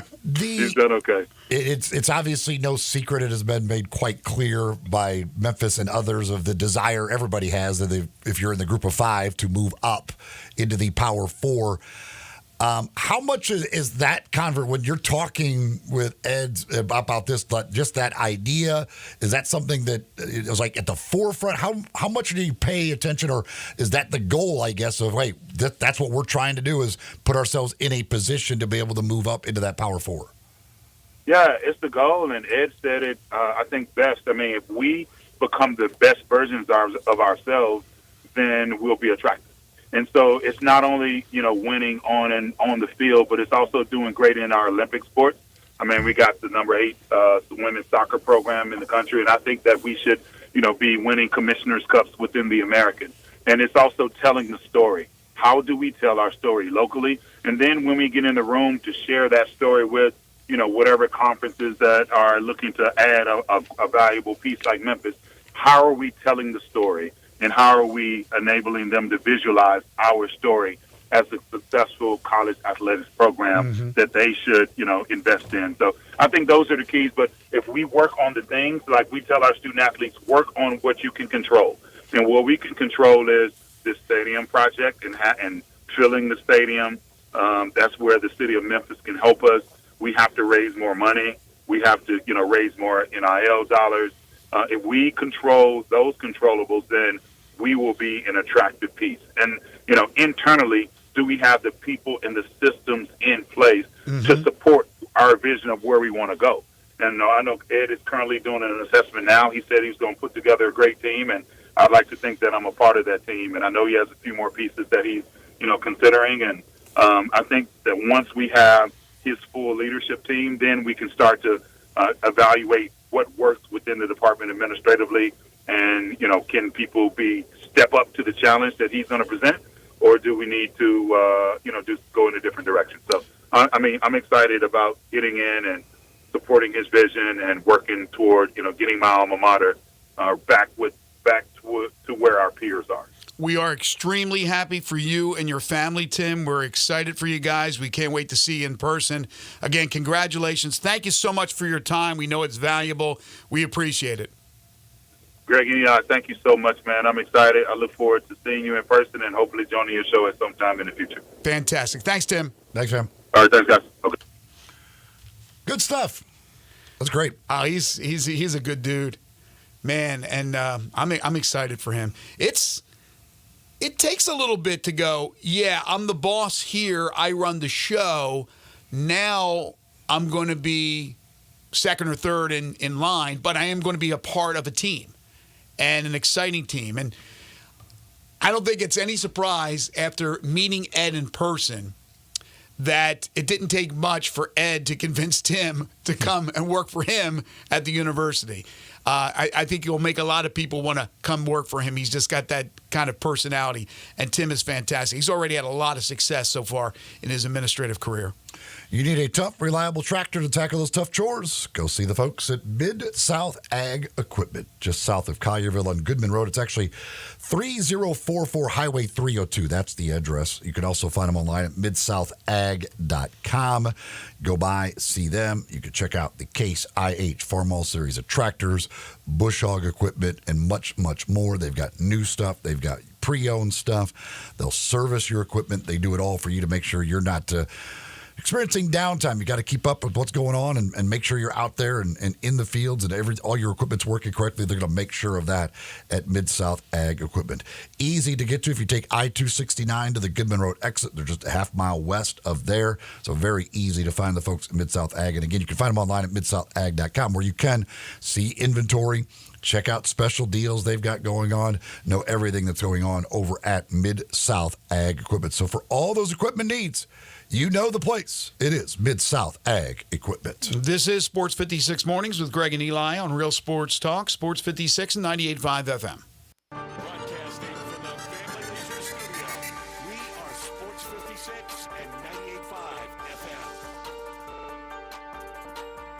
They're taking care of business in Memphis, right on the river with Grind City Brewing and all of their great products. Look, this was a dream come true for a father and son duo. And if you have not been to that brewery right on the river, just to the north of downtown, you're really missing something special. And now you can't miss their product. Wherever you go, you see a brand new label. It's clean, it's beautiful, it's distinctive. You'll know Grind City Brewing, and of course you know their products like Poppy's Pills, that great Pilsner, or Tiger Tail, that very creative craft malt liquor. There's the new Thaddeus Amber Lager. That is absolutely a great light beer. There's the India Pale called Godhopper. It's outstanding. And then there's the Belga, the Belgian-style wheat ale. They keep bringing hits at Grind City Brewing. Looking for sports in all the wrong places? Try the Owner's Box Sports Bar and Grill in Lakeland Town Square. Fun, friendly, exciting, and comfortable with wall-to-wall TVs for all your favorite games, 24 taps for all your favorite beers, including NA and local craft beers, and an in-front-of-the-wall full bar for all your other favorite beverages, including a full wine list. And in an upscale menu, patio seating, daily specials, and events, and you found all your sports in the one right place. The Owner's Box Sports Bar and Grill in Lakeland Town Square, Highway 70. All 650 acquisition fee, $20,000 per year, 20 cents excess mileage, Forte RE 794066, MSRP 21820, Telluride RG 543,666, MSRP 39835, EV9 R602 29603, MSRP 61035. Lease terms include all rebates and incentives, and a PF 695 includes tax, title, license, registration, and fees. Must finance through Hyundai with approved credit, valid through 8/31/24. Dealer stock only. Hey, yo, Jeff Allen, what's up over there at Gossett Kia, South Mount Moriah? I know what's down, Randy. Prices at Gossett Kia, Mount Moriah. You looking to save? 41 MPG Highway in a 2024 Kia Forte LXS, $199 a month, $37.99 due at signing. I've got a 2024 Kia Telluride S front-wheel drive, $379 per month, $39.99 due at signing. And Randy, talk about saving big bucks. 304 EPA estimate range for $389 a month in a 2024 Kia EV9 Lite, $49.99 due at signing, all 24-month lease. Plus the 10-year, 100,000-mile powertrain limited warranty. So whether you live in Horn Lake, South Haven, Olive Branch, or Memphis, you'll be happy at Gossett Kia on Mount Moriah.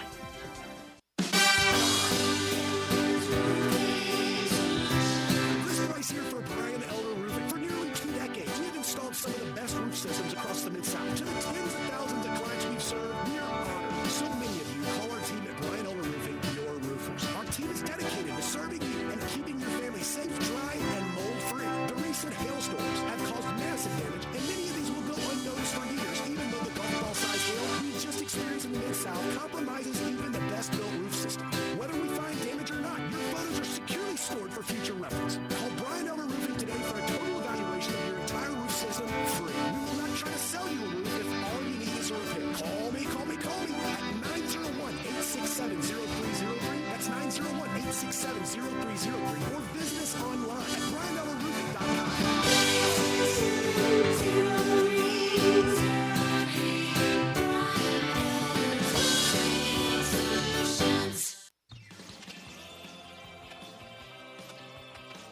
Now, back to Sports 56 Mornings. Isn't it a lovely morning? On Sports 56 and 98.5 FM.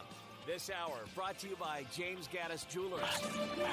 Here once again, Greg Gaston and Eli Savoy. Welcome back here in the Family Leisure Studios. Thank you to Tim Duncan for joining us. It's great to hear his voice again. Oh, yeah. I loved calling games with him back in the Conference USA days. It was fun. He was good. He's a great guy. Great guy, and it's great to have him back here, and I think he'll do a great job. I did games as well. Who was my analyst? Did I have Kenneth Moody? Ken Moody did some games for us. Elliot Perry did games. Tim Duncan did games. I'm trying to think who else. That was fun. Games. Yeah, we still love that when the Conference USA tournament was here. Nice to get the American Conference tournament here. Man, good luck. It's not a moneymaker. They seem to like Dallas a lot in the Fort Worth area. They don't want to go too far, do they? From the headquarters. Yeah, they don't want to go. And even I do wonder though with now you still have North Texas there, but with SMU gone, if that changes anything. I don't remember how long that deal is for. Mm-hmm. But they haven't been there that long. But it also I don't. It probably doesn't really help when you constantly talk about how much you want to leave the conference to then go, hey, we would like to host your tournament, though. Well, money talks. That's the only thing. Money talks. From the world of pro wrestling, we don't talk much pro wrestling on this particular show, but Sid Vicious died. Yeah, we've gotten a couple of texts about that. I remember Sid Vicious somewhat from my days. I remember that name. Watching cool wrestling, name. But yeah, I don't. I know he's from here. I think from West Memphis, and was a big part of Memphis wrestling. But yeah, obviously, sad to see that. Yeah, 63 years of age. He was battling cancer. Native of Arkansas, as you said. I did not know it was West Memphis. 6'9". Dude was a behemoth. Began in the NWA, would fight the likes of Hulk Hogan and others that started in this area and then became big names. And, of course, Sid Vicious, if I'm not mistaken, is also a member of, or was, I don't even know if he's alive anymore, the Rocker. Was with, what's the band? The Punks from England. God Save the Queen. Sex Pistols, right? Was it Sid Vicious? Am I crazy here? Maybe it was Sid Vicious. That was well before my time. I didn't listen to that kind of music, but I'll agree. See if Circle gets the square. I'm not agreeing because I don't. You're gonna disagree. You're gonna try and get X gets the square. We're gonna disagree. I don't know. I have no idea. But yeah, now I gotta look this up, and of course the internet not working right at this moment, but. Sid Vicious, yeah, from the wrestling Sid Vicious, 63 years of age. Yeah, let me see if I might have the wrong name though, as far as the music is concerned. Vicious Sid. Johnny Rotten was part of that. Remember? Is it Vicious Sid? Huh?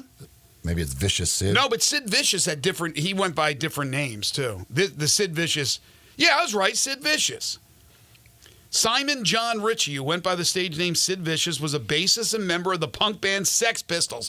There you go. See, I agree. Circle hits a square. How about that? Charlie Weaver to block. For goodness sakes. Not too shabby right there.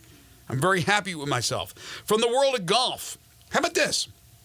Stuart Sink becomes the 22nd player to win tournaments on the PGA, the Champions, and the Korn Ferry Tours.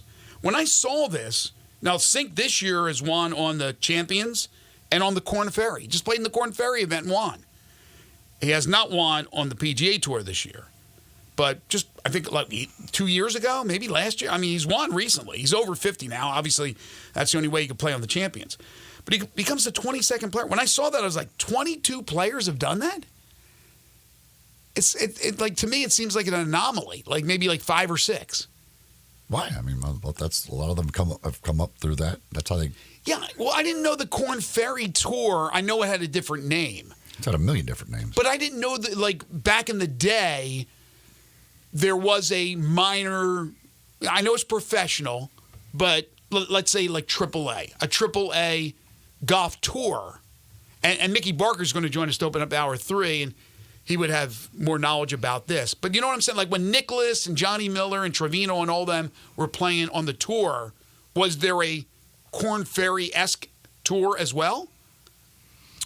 I don't know if it goes back that long. See, I don't know. I'm sure so. I have no idea how long that actual tour goes back, but I mean, I know it's because it was what?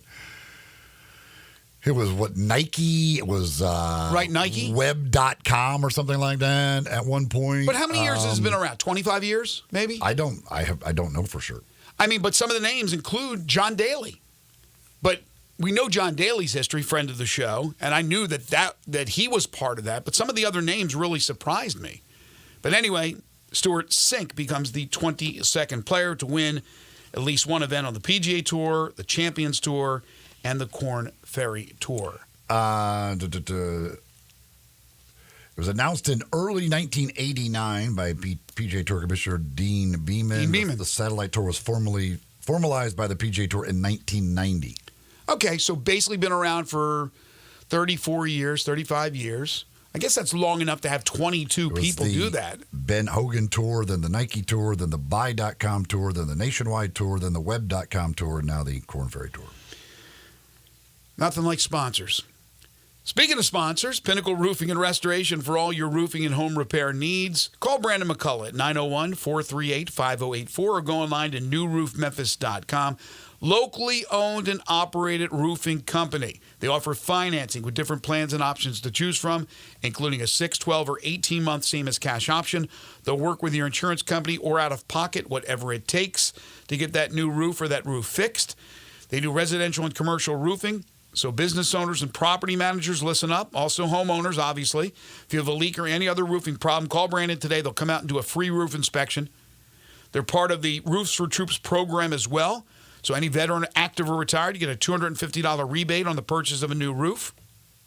$100 referral fee for all new roofs. So if you know somebody who needs a new roof or roof repairs, they go with Pinnacle. You get $100 for that referral. Get a 5-year labor warranty on the purchase of a new roof, and all their work is satisfaction guaranteed. They do work around the home, like carpentry work, exterior painting. They can replace gutters, put up fencing, siding, rotten wood repair. Whatever you can't do yourself, call the experts. Quality work at a very reasonable price. Pinnacle Roofing and Restoration for all your roofing and home repair needs. Call Brandon, 901-438-5084. Tell him I sent you. Or go online to newroofmemphis.com. Hour 3 on the way. This is Sports 56 Mornings with Greg and Eli on Real Sports Talk, Sports 56, 98.5 FM.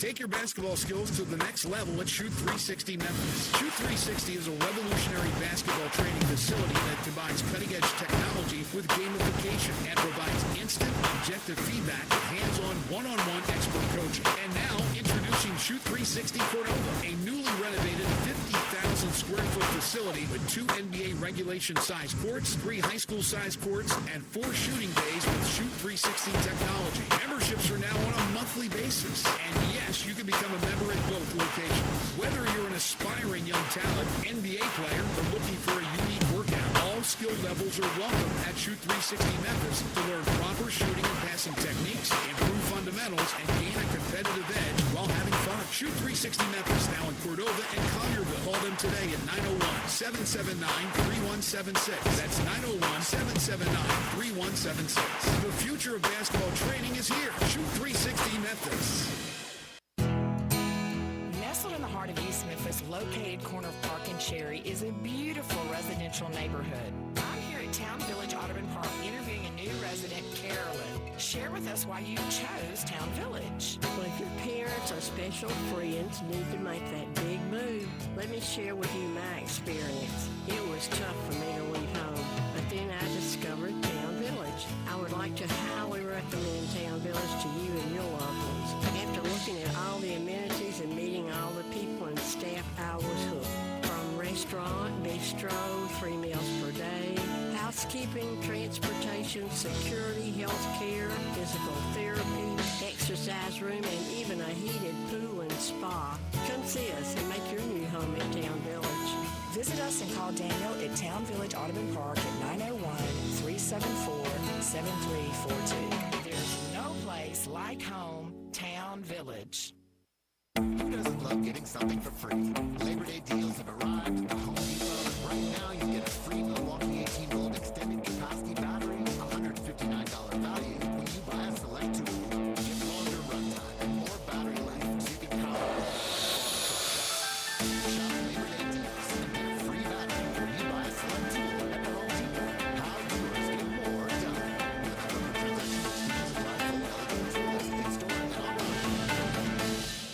Hey, Jason, my main man, Marshall, it's the Volkswagen Sandy Summer Sales Event at Gossett Volkswagen on the Pike. And, buddy, I need the scoop. Randy, don't pass this one by, my man. Take your pick, 2024 Taos SE or 2024 Jetta Sport, just $275 a month. And 2024 Atlas Peak Edition, $5,000 off or 0.9% APR for 60 months. And remember, at Gossett Volkswagen on the Pike, no reasonable offer will be refused. Remember, it's your choice, 2024 Taos SE or 2024 Jetta Sport, $275 a month. And 2024 Atlas Peak Edition's $5,000 off or 0.9% APR for 60 months. So ask for Jason, the main man, Marshall at Gossett Volkswagen, 1875 Covington Pike, or online at GossettVWMemphis.com. Where we're charging for it and charging less every day.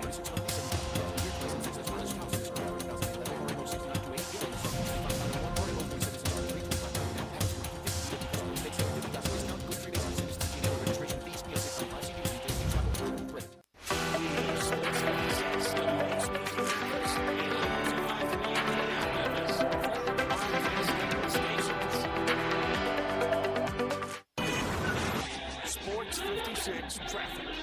Good morning. Trying to clean up a couple of ranks we had out here earlier now. Here's what we're seeing. Still some volume over here coming down I-40 westbound. Anywhere you're traveling now between, let's say, Germantown Parkway all the way to Sycamore View Road, as traffic still heavy but moving northbound. 55 up from DeSoto County, working your way up through South Haven.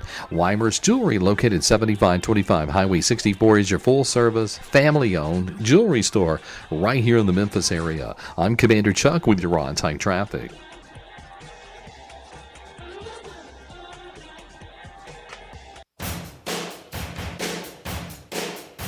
Now back to Sports 56 mornings on Sports 56 and 95 FM. This hour brought to you by Jenkins Floors and More. And once again, our broadcasting and Eli support.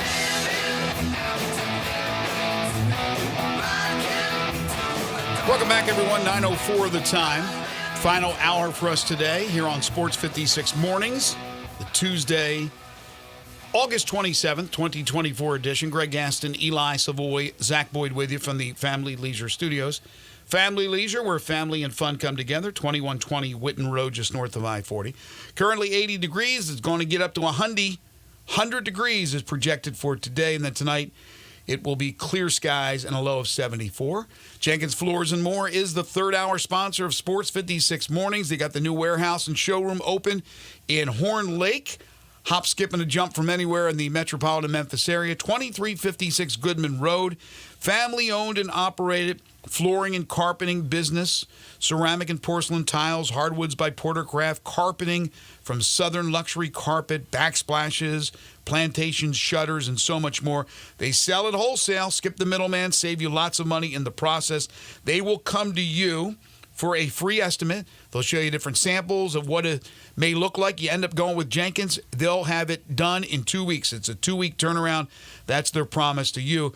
But also, for all you homeowners and do-it-yourself homeowners, contractors as well, it just makes sense to go to Jenkins Floors and More. Quality, product, and cheaper prices. Give them a call at 662-469-9350 or stop by either Horn Lake. If you happen to be down in Cleveland, Mississippi, that's where it all started. They have a store there and in Little Rock, Arkansas.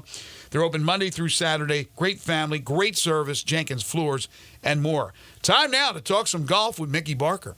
It's time to hit the links and talk some golf. It's Mickey and friends. Mickey Barker, administrator of golf for the Bluff City, joins Greg and Eli each week. Now here's Mickey Barker with Greg and Eli.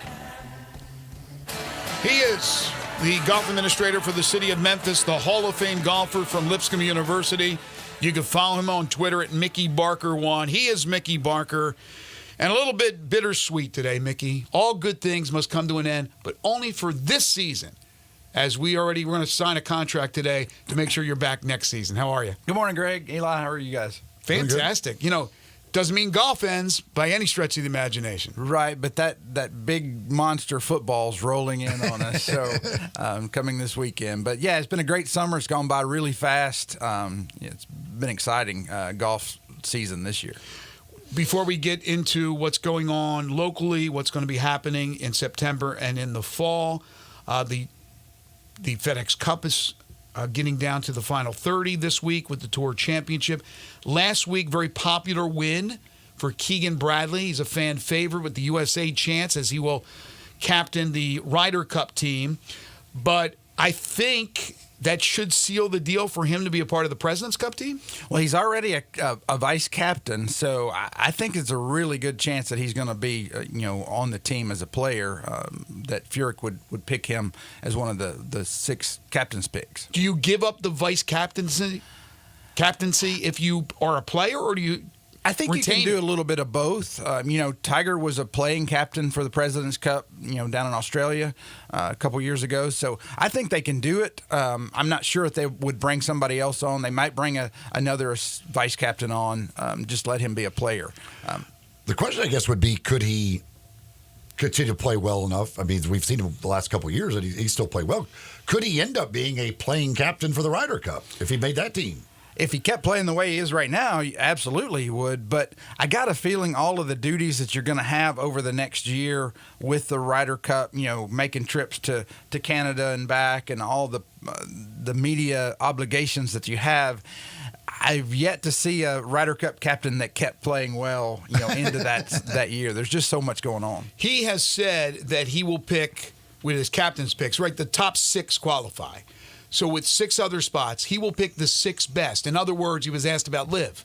So I'm picking the 6 best golfers available. What is the deal with the President's Cup? You can't pick from the LIV? Well, the President's Cup is both sides are owned by the PGA Tour.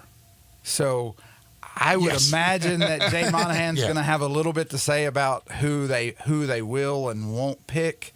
I don't know that, but that would be my guess. But you would think that maybe Monahan would look at this situation and go, here's a guy out here who's going to be captaining the American team, the U.S. team, in the Ryder Cup, and he's already talking about including the possibility of including LIV players. Let's not give him a spot on the President's Cup. Monahan seems like he holds grudges. I don't know. I don't know about that. Obviously he's the Ryder Cup captain. They're gonna if he's close, if he's in the top 12, which I think he is now, or right at it. He's number 9. Yeah, I think he'll get picked. I don't think Monahan would stop that from happening because he, now you got some animosity between the Ryder Cup captain and the commissioner. So if the President's Cup is a PGA Tour event, the LIV guys wouldn't be eligible. So that's why I was asking. Are they not eligible? I don't think they're eligible. Right. I don't believe they would be eligible. Even if they were, I don't think the folks down in Ponte Vedra would want that to happen. But I bring up, you talked about Keegan and where he is, and he's number 9, but it doesn't always go by numerically. I mean, Zach Johnson could have easily taken Keegan Bradley for the Ryder Cup, and he didn't. Right. He took his buddy. They jumped over and took some guys with a little more experience, that they felt would play well. And Justin Thomas was the one, and he ended up being probably the best player on a losing team. It didn't matter. They got blown out. But It would suck for Keegan to get passed over 2 straight years. Right. Wait, I didn't get the Ryder Cup, and I also don't get this one. Right. As it worked out, I think he's happy. He didn't get on the Ryder Cup team, but now he's a Ryder Cup captain, and he very well may play his way onto the team. I was telling you guys before we went on the air during the break that I watched this documentary on Seve Ballesteros. Just incredible. It was on Hulu. I think it was on Hulu. And I was thinking about this. The top 20 greatest golfers of all time. And I was trying to put the list together, and it was hard. And I was reading other lists on the internet, and some were very interesting. Who that is of current players right now, of current players, LIV, PGA Tour, DP Tour, whatever, Does anybody, and I'm sure there are, crack your top 20 of all time? Well, you would consider Tiger a current player. I mean, he's still playing. That's an obvious. And obviously, Mickelson is playing on live. So those two. Yeah, I didn't even consider those guys, but they're obvious. They're obvious. I think you would probably have to put, even though he's only won 2 majors, Scheffler's going to be real close. Already a top 20? Yeah, because of the amount of top 10s and top 5s that he's already amassed in, really 2.5 years. See, I think Koepka and McIlroy have to be top 20 all time. Yeah, they would be. They probably would be. Every list I look at, every list that I saw on the internet did not have. They had Koepka 42nd. They had Koepka. I think it's like prejudice against him because he's in live. They had McIlroy like 16, 17.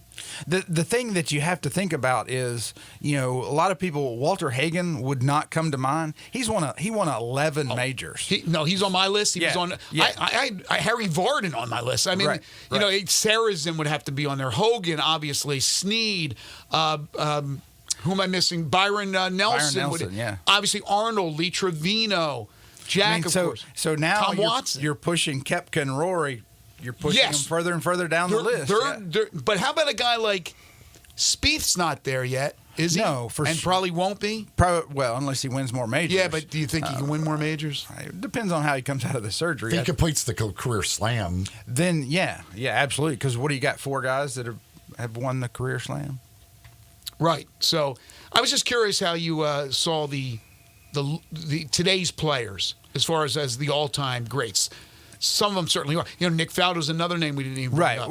Faldo would definitely be in the in the top 20 with six majors, I believe. How about Greg Norman, who's the commissioner of the Live or whatever they call him? Grand Poobah. You're looking at 2 majors. I mean, he finished second in most of them. He's got a ton of other wins. Top 20 chokers of all time. All right. Locally, a lot of things going on. Had the high school championship. How'd that turn out?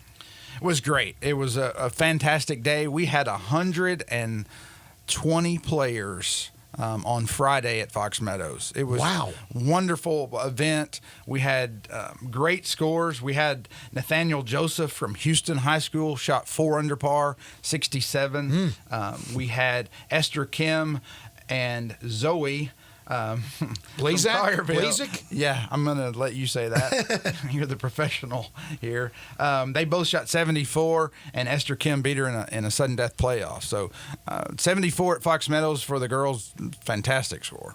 And then the team competition, Houston won for the boys and DeSoto Central for the girls. Is that correct? Correct. That is correct. Congratulations to everyone. Really, really good scores. We had a lot of great players down there. We had some that, teams that are just beginning to start their golf teams, and we were happy to have them all down. It was just a really good day of golf. There's some really good high school golfers in this area right now. I know that just from John Barlow stuff, but so the boy that shot 67, how long are you playing? Were they playing Fox Meadows for the? We played it we didn't play it from the back, which would be over 6,500. We played about 6,300 yards.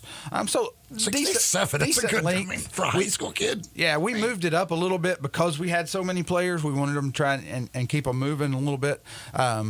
So it wasn't as long as they'll play at some of the other courses, but still, 67 is strong. Mickey, what would be your suggestion to anybody that's listening from a particular school that doesn't have a golf program but wants to start a golf program? How they would get going with that? Well, talk with one of the local golf pros. We have places they can play and practice. Get with the first tee. They have coaches that will help. A lot of times the coach, may be a PE teacher that hasn't played a lot of golf. They need somebody that has played a lot of golf that helps them get started, helps the kids to learn the game. But, with our practice facilities at Whitehaven and out Audubon, there's a lot of places to play and practice, and we can make that happen for them. And you guys are approaching 20,000 rounds of golf in August? In August, yes, which is unheard of. I mean, we did last year. We had a really good August. You know, obviously we had Audubon closed, Pine Hill was open without a clubhouse, temporary trailer, a lot of construction going on, and we had a really busy August, and we did for the entire month. We did just over 17,000 rounds. So through 25 days, this was through Sunday, we've done a little over 19,000 rounds for the month of August. Man. I mean, it's absolutely amazing because every time I go out there, there's a lot of people playing golf. Is Whitehaven, is Pine Hill, are they getting the traffic that the others are, especially Audubon, that it's brand new? Well, not that amount of traffic. You know, they're not doing 230 rounds a day at Whitehaven or at Pine Hill, but they're busier than they've ever been. Pine Hill is, they're on track to do a little over 2,000 rounds this month, which is a great month. I mean, with the heat that we've had, for whatever reason, it seems like the heat has affected the play at Pine Hill a little bit more than it has at some of the other courses. But they're still pushing a lot of people through there, especially early in the morning, late in the afternoon. And Whitehaven, I think it's aided by the closure of North Creek right across the state line. But their play has probably doubled over the last couple of years. I guess the one thing it can be good and that allows people to keep playing every day, but not good for the courses. In fact, I don't think we've had rain in the month of August. Helps that. Well, I played golf with Bo Reynolds, the superintendent at Galloway, yesterday, and he said that in the last 65 days, we've had less than a quarter of an inch. Oh, my gosh. At Galloway. Oh, my gosh. I mean, it doesn't rain. It hasn't forever. Now, at Fox Meadows, for whatever reason, we've had almost 6 inches of rain in those last 65 days because it was very localized to Fox Meadows. But Galloway, Audubon, Overton, those courses have really been missing the water. Well, I talked to yesterday. I was talking to somebody. I think he said it was down in Mississippi, 28 days since they've had rain. Right. Yeah, it's just. And you can tell. I mean, we're irrigating all of our fairways, all of our greens, our tees. We can, the middle of the course we can handle. It's the rough where the irrigation doesn't reach out. It's starting to turn brown. It's not going to die. But it looks a little rough right now. I played Galway last week. I played my part. I took a cup of water and I threw it out there. So hopefully it did something. Fox Meadows, they had their championship. Ryan Delaney, 68 wins. Very good score. Ryan, a former Harding High School golfer that has moved back here to the city and plays a lot of golf at our golf courses. If you've ever played with Ryan, you know how far he hits it. I mean, he hits it as far as any of the tour players do. It's unbelievable how far he hits it and has turned into a really good player. All right, we've hit the end of August, but there's a lot more golf to be played before winter hits. So what's coming up in the fall? Now's when golf really gets good. The golf courses are in great shape. The weather is typically phenomenal. Even this week, today's supposed to be 100, but the humidity has dropped off drastically, and so it's a lot more bearable out to play. We've got the Audubon Championship coming up on the 7th of September. So everybody's really pointing to that. Be our first stroke play championship that we've had on the new golf course. So we're looking to see when you really put the pencil to it and see what the scores will be like. How many have registered for it so far, and how many registrations will you take? We'll take 100. We're closing in on that. So if you're looking to get into the Audubon Championship, you need to go to Memphis Public Links today, register so that you make sure you get your spot. Have you heard from anybody who, and again, it's not official because this is your first event coming up, but as far as coming out there and legitimately shooting a real low score, I'm just curious from the back tees, who's posted something low on that tough golf course? I was told last week that, and now I can't remember who it was, but somebody had shot 65 out there. But it was not official score by any stretch, but we have heard of a 65. And the back tees are playing almost 7,200? No, right at just over 7,000. Just over 7,000. Right. What a big challenge. You guys did an incredible job. This has been an incredible weekly get-together, Mickey. We've learned an awful lot. We've obviously been able to experience the whole opening of Audubon with you. Really look forward to being a part of it next year, having you on a weekly basis. But again, for those folks who don't know, maybe even some that are new to the city and are listening, and they want to play city golf, what's the best way as far as getting tee times and going through that? MemphisPublicLinks.com, and has a page for each one of our 7 golf courses. It has a page for our tournament play. MemphisPublicLinks.com. Go right there. You can book your tee time in just a few clicks. Very easy.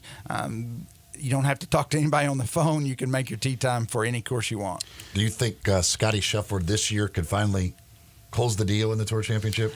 I think he's playing way worse than he ever has been going into the Tour Championship, so maybe that will bode well for him. The last 2 weeks seems like he's more frustrated than I can remember him being, and usually that has turned into some really good play right after it. I know needs a little incentive. Yeah, he was frustrated at the Bay Hill after 2 days and really upset, and then he went on a string of winning everything. I hope Hideki's okay. Yeah. He had to bail from out there at the BMW, and he was right there. He was a stroke behind. Right. And he was putting as well as he ever has, and then he had to bail out. So hopefully he'll be there this week. You gonna give us a pick? I don't know excuse me, how you don't pick Scheffler, but it's like Schauffele's home course. I mean, he plays that golf course so well. Mm-hmm. If I had to say somebody, I would say Schauffele. And again, Scheffler goes in with the lead, but it's a 2-stroke lead. Right. It's 4 rounds. Right. Make that up in a hole. Exactly. If it was 5 shots, that's a big difference. Now, granted, you're on 10th place. You got a 10-shot lead. Right. It makes a big difference. But a 2-shot lead over 4 days really is nothing. All right. Enjoy the Tour Championship. Best of luck with everything. We'll be talking, obviously, during the fall. But kick tail. I mean, you've done a great job, Mickey. Everybody talks about the job you've done, so we appreciate you being a part of our show. Thanks, Greg. Eli, I really appreciate being here this summer and look forward to coming back next year. Folks, if you've got a move coming up, maybe you've got a new home, maybe a new office space, wherever it is you're moving, whether across town or across country, you want to make sure you get the professionals. Black Tie Moving, that's the ones to call. You don't want to try and do it yourself or ask your friends. Get the professionals to make sure you have no issues, no problems with your move. Your stuff's going to get where it's going without any problems. That's what they're going to make sure of with that. And if you have any questions or anything that come up during the move, they've got a moving concierge there available to answer your questions for you anytime. All you got to do is pick up the phone, call 901-316-6196, or go to blacktiemoving.com/Memphis. Talk with the folks at Black Tie. They work with you to come up with the plan for your move that fits your needs and fits your budget as well. And you get a no obligation quote up front, so you know exactly what it's going to cost. Get the professionals on your side when you've got that move coming up. Black Tie Moving, 901-316-6196. Travis Kelce will never make the money that Taylor Swift makes, but he's getting closer. We'll give you the details when we return. This is Sports 56 Mornings with Greg and Eli on Real Sports Talk, Sports 56 and 98.5 FM. Be sure to follow us at Sports 56 WHBQ on Twitter, Facebook, Instagram, and YouTube to watch live video of our shows. Stay up to date with station events and have chances to win prizes. Don't miss out on anything that's going on. Follow us at Sports 56 WHBQ.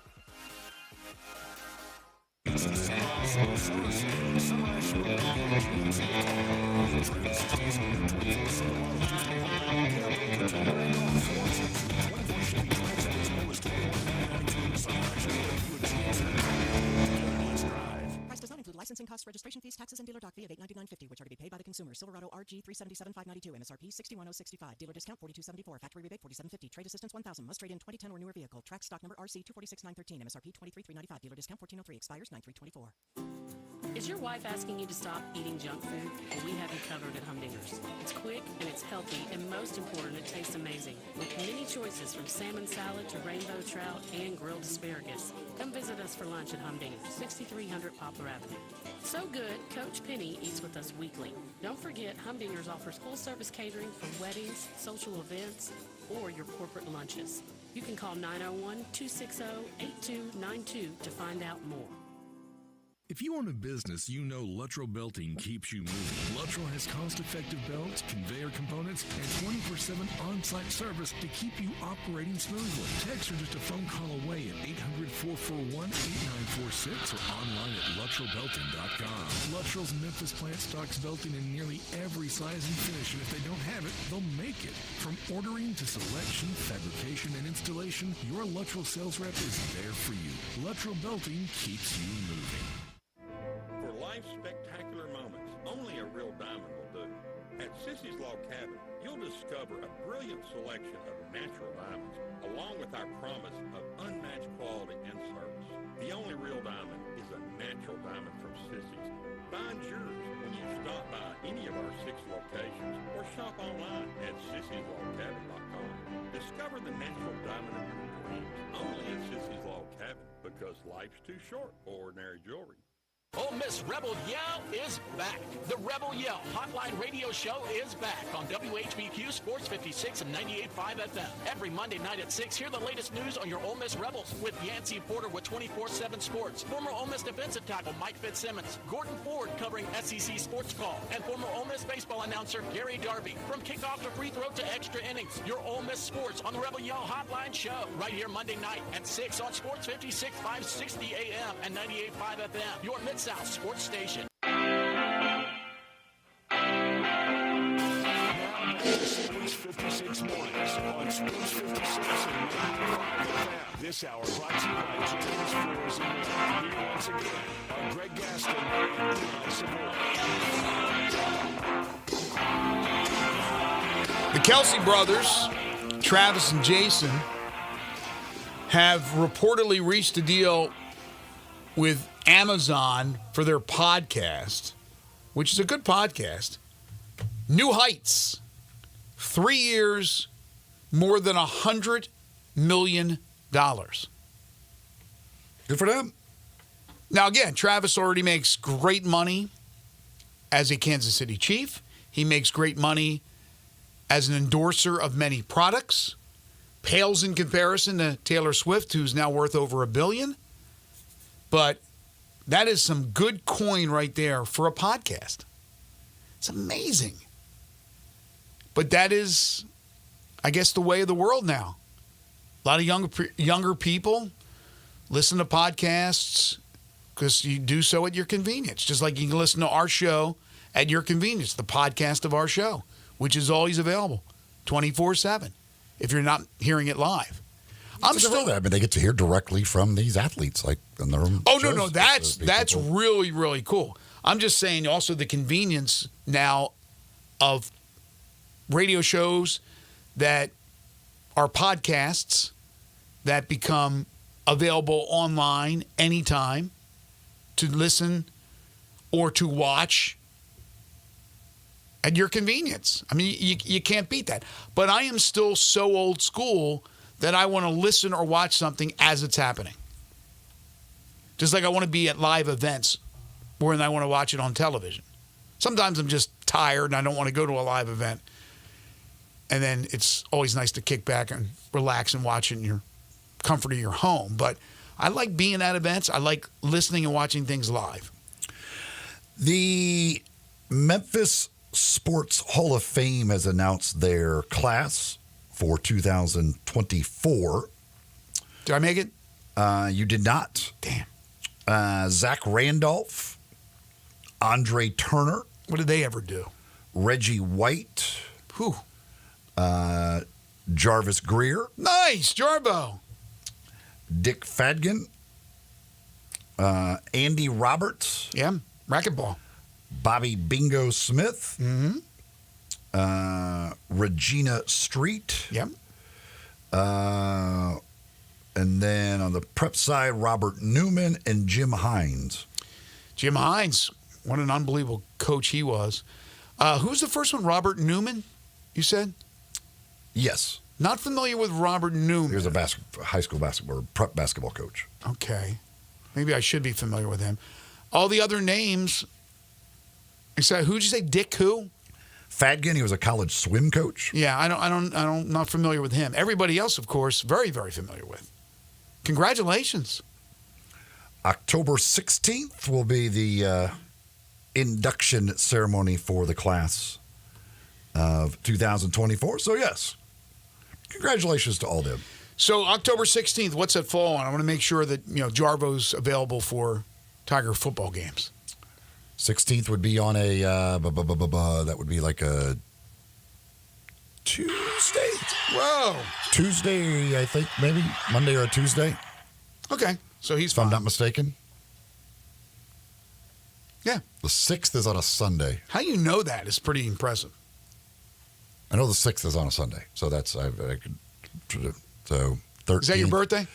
13th, what did I say? Thursday, that'd be a Wednesday. I guess it'd be a Wednesday.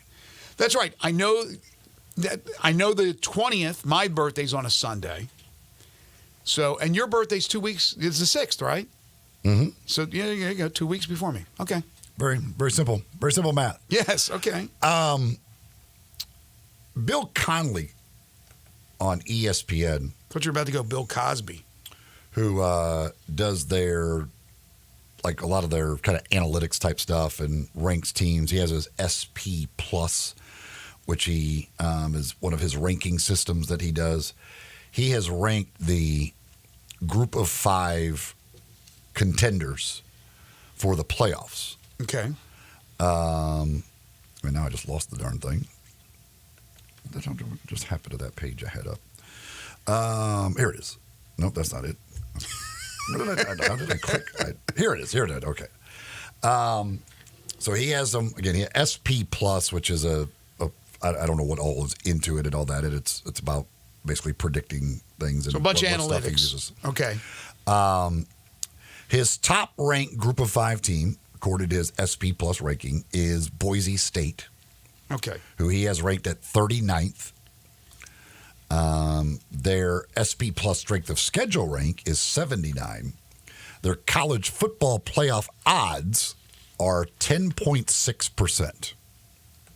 Okay, let's take each one, and I'm going to go down their schedule so people know what we're talking about here. Boise at Georgia Southern this weekend, at Oregon, bye week. Then they got Portland State at home, Washington State, Utah State, at Hawaii, bye week, at UNLV, San Diego State, Nevada, at San Jose State, at Wyoming, Oregon State. Okay. At number 2, he has the Memphis Tigers. Okay, we know the Tigers schedule. He has them ranked 43rd, so he has them ranked 4 spots behind Boise State, who's at 39. Tigers' strength of schedule, he has 94th compared to Boise State's 79th. Now, even though the Tigers are ranked lower in his rankings at 43 versus 39, and the odds for the college football playoff in Boise State, he had at 10.6%. He has the Tigers at 11.2%.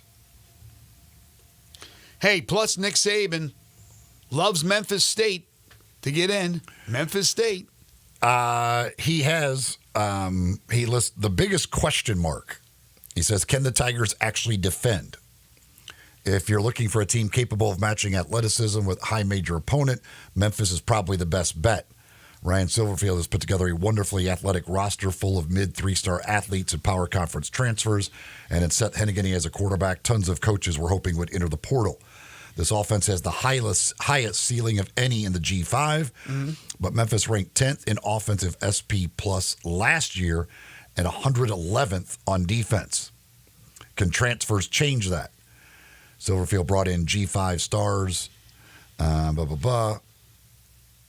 With even a top 60 defense, this is easily the best team in the G5. It might need to be considering the road challenges ahead. Yeah, I agree with that. Third, he has Liberty. Okay. He has them ranked 48th. Their strength of schedule is at 134th. So that would be the last, the easiest schedule in America. All right, hang on. Let me find Liberty. Go over this crappy schedule. Again, Liberty is not going to get the benefit of the doubt this time. I don't care if they're undefeated and there's one loss Boise, one loss. They're not getting in. Now, 2-loss difference could be. Here's their schedule. Campbell this weekend, FCS opponent. At New Mexico State, UTEP, East Carolina, at Appalachian State. That will be tough. In fact, I think they'll lose that game in Boone. Then Florida International. Then for some reason they got 2 bye weeks in a row. Then at Kennesaw State on a Wednesday. That's probably why, because it's a Wednesday. Jacksonville State on Wednesday, October 30th. At Middle Tennessee State, at UMass, Western Kentucky, at Sam Houston. That's putrid. And that's why they're 134. That is so bad, that schedule. So he has them, their college football playoff odds per get his ranking, 15.8%. So he has them as as far as percentage goes, highest percentage to make the college football playoff. His 4th ranked team in his rankings would be, of the group of 5 again, is UTSA, then James Madison, then App State, then Fresno State, Troy, Tulane, and Western Kentucky. Wow, so Tulane at number 9. Obviously, Troy plays Memphis a week from Saturday, and it's kind of a de facto playoff elimination game. Who'd you say number 5 was? James Madison? Mm-hmm. Let me see what JMU's schedule looks like. All right, hang on.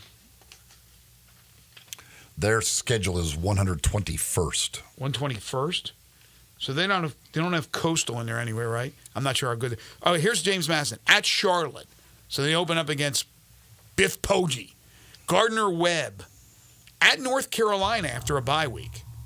Ball State, at Louisiana Monroe, Coastal at home, at Georgia Southern, Southern Miss, bye week, Georgia State, at Old Dominion, at Appalachian State, Marshall. James Madison has they've done a great job moving up from FCS. Really, really good program. They're not beating North Carolina, although they could give them a battle. They're not winning. I think Appalachian State's the one that scares me, because James Madison has to go there, and Liberty has to go there. Where do you have them? Number 6 or 7? App State? Yeah. Number 6. So East Tennessee State to open up for App State, at Clemson, at East Carolina. It seems like every one of these schools is playing East Carolina. South Alabama, Liberty at home, at Marshall, at Louisiana, which will be tough. Bye week, Georgia State at home, Old Dominion, the game we just talked about, at Coastal, then a bye week, James Madison. Actually, we talked about James Madison. They got him at home. And then at Georgia Southern. I don't see it. I don't see it. These are good teams. It's just, with the Tigers, 3 incredibly tough conference games on the road.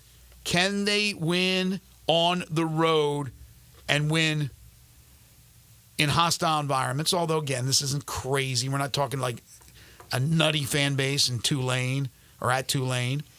I'm not sure about South Florida. Nobody walks into Ullman Stadium. Memphis has and walks out unscathed.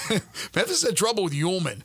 Nobody walks into Raymond James against the mighty Bulls and the raucous 18,000 that'll be in attendance. I don't know how many they draw. Nobody walks into the Alamo Dome. No, I think that will be the toughest one. No, I don't know. Yeah, I think the Alamo Dome may be the toughest one as far as the fan base is concerned. But the one we did our predictions last week. The one loss I have of those 3 games for Memphis, I think it's going to be very tough to go undefeated in that conference and go undefeated against those 3. I think the loss will come. You got UTSA as the loss. I got South Florida. I just think for some reason they're losing a shootout there. Hopefully that won't happen. And then Florida State, which, again, now looks like a lot more winnable than it did before they went up to Dublin and lost that game. But I'm not counting out Florida State. I've learned my lesson as far as early season losses for teams. It doesn't dictate necessarily what will happen the rest of the year. We'll see what happens. See, what's going to be important, I think, is watch how Florida State plays against Boston College. They're going to win the game. How do they look when they play BC this weekend? I'll be curious to see. That is this weekend, right? Or is it next weekend? It's Monday. It's Monday. Okay. I'll be curious to see just how they look in playing Boston College. Again, they lose that game, then forget about it. Then there's obviously a lot of issues. But Uiagalelei, he's had enough time in college where he should be much better than what he was. He was throwing passes 5-yard outs.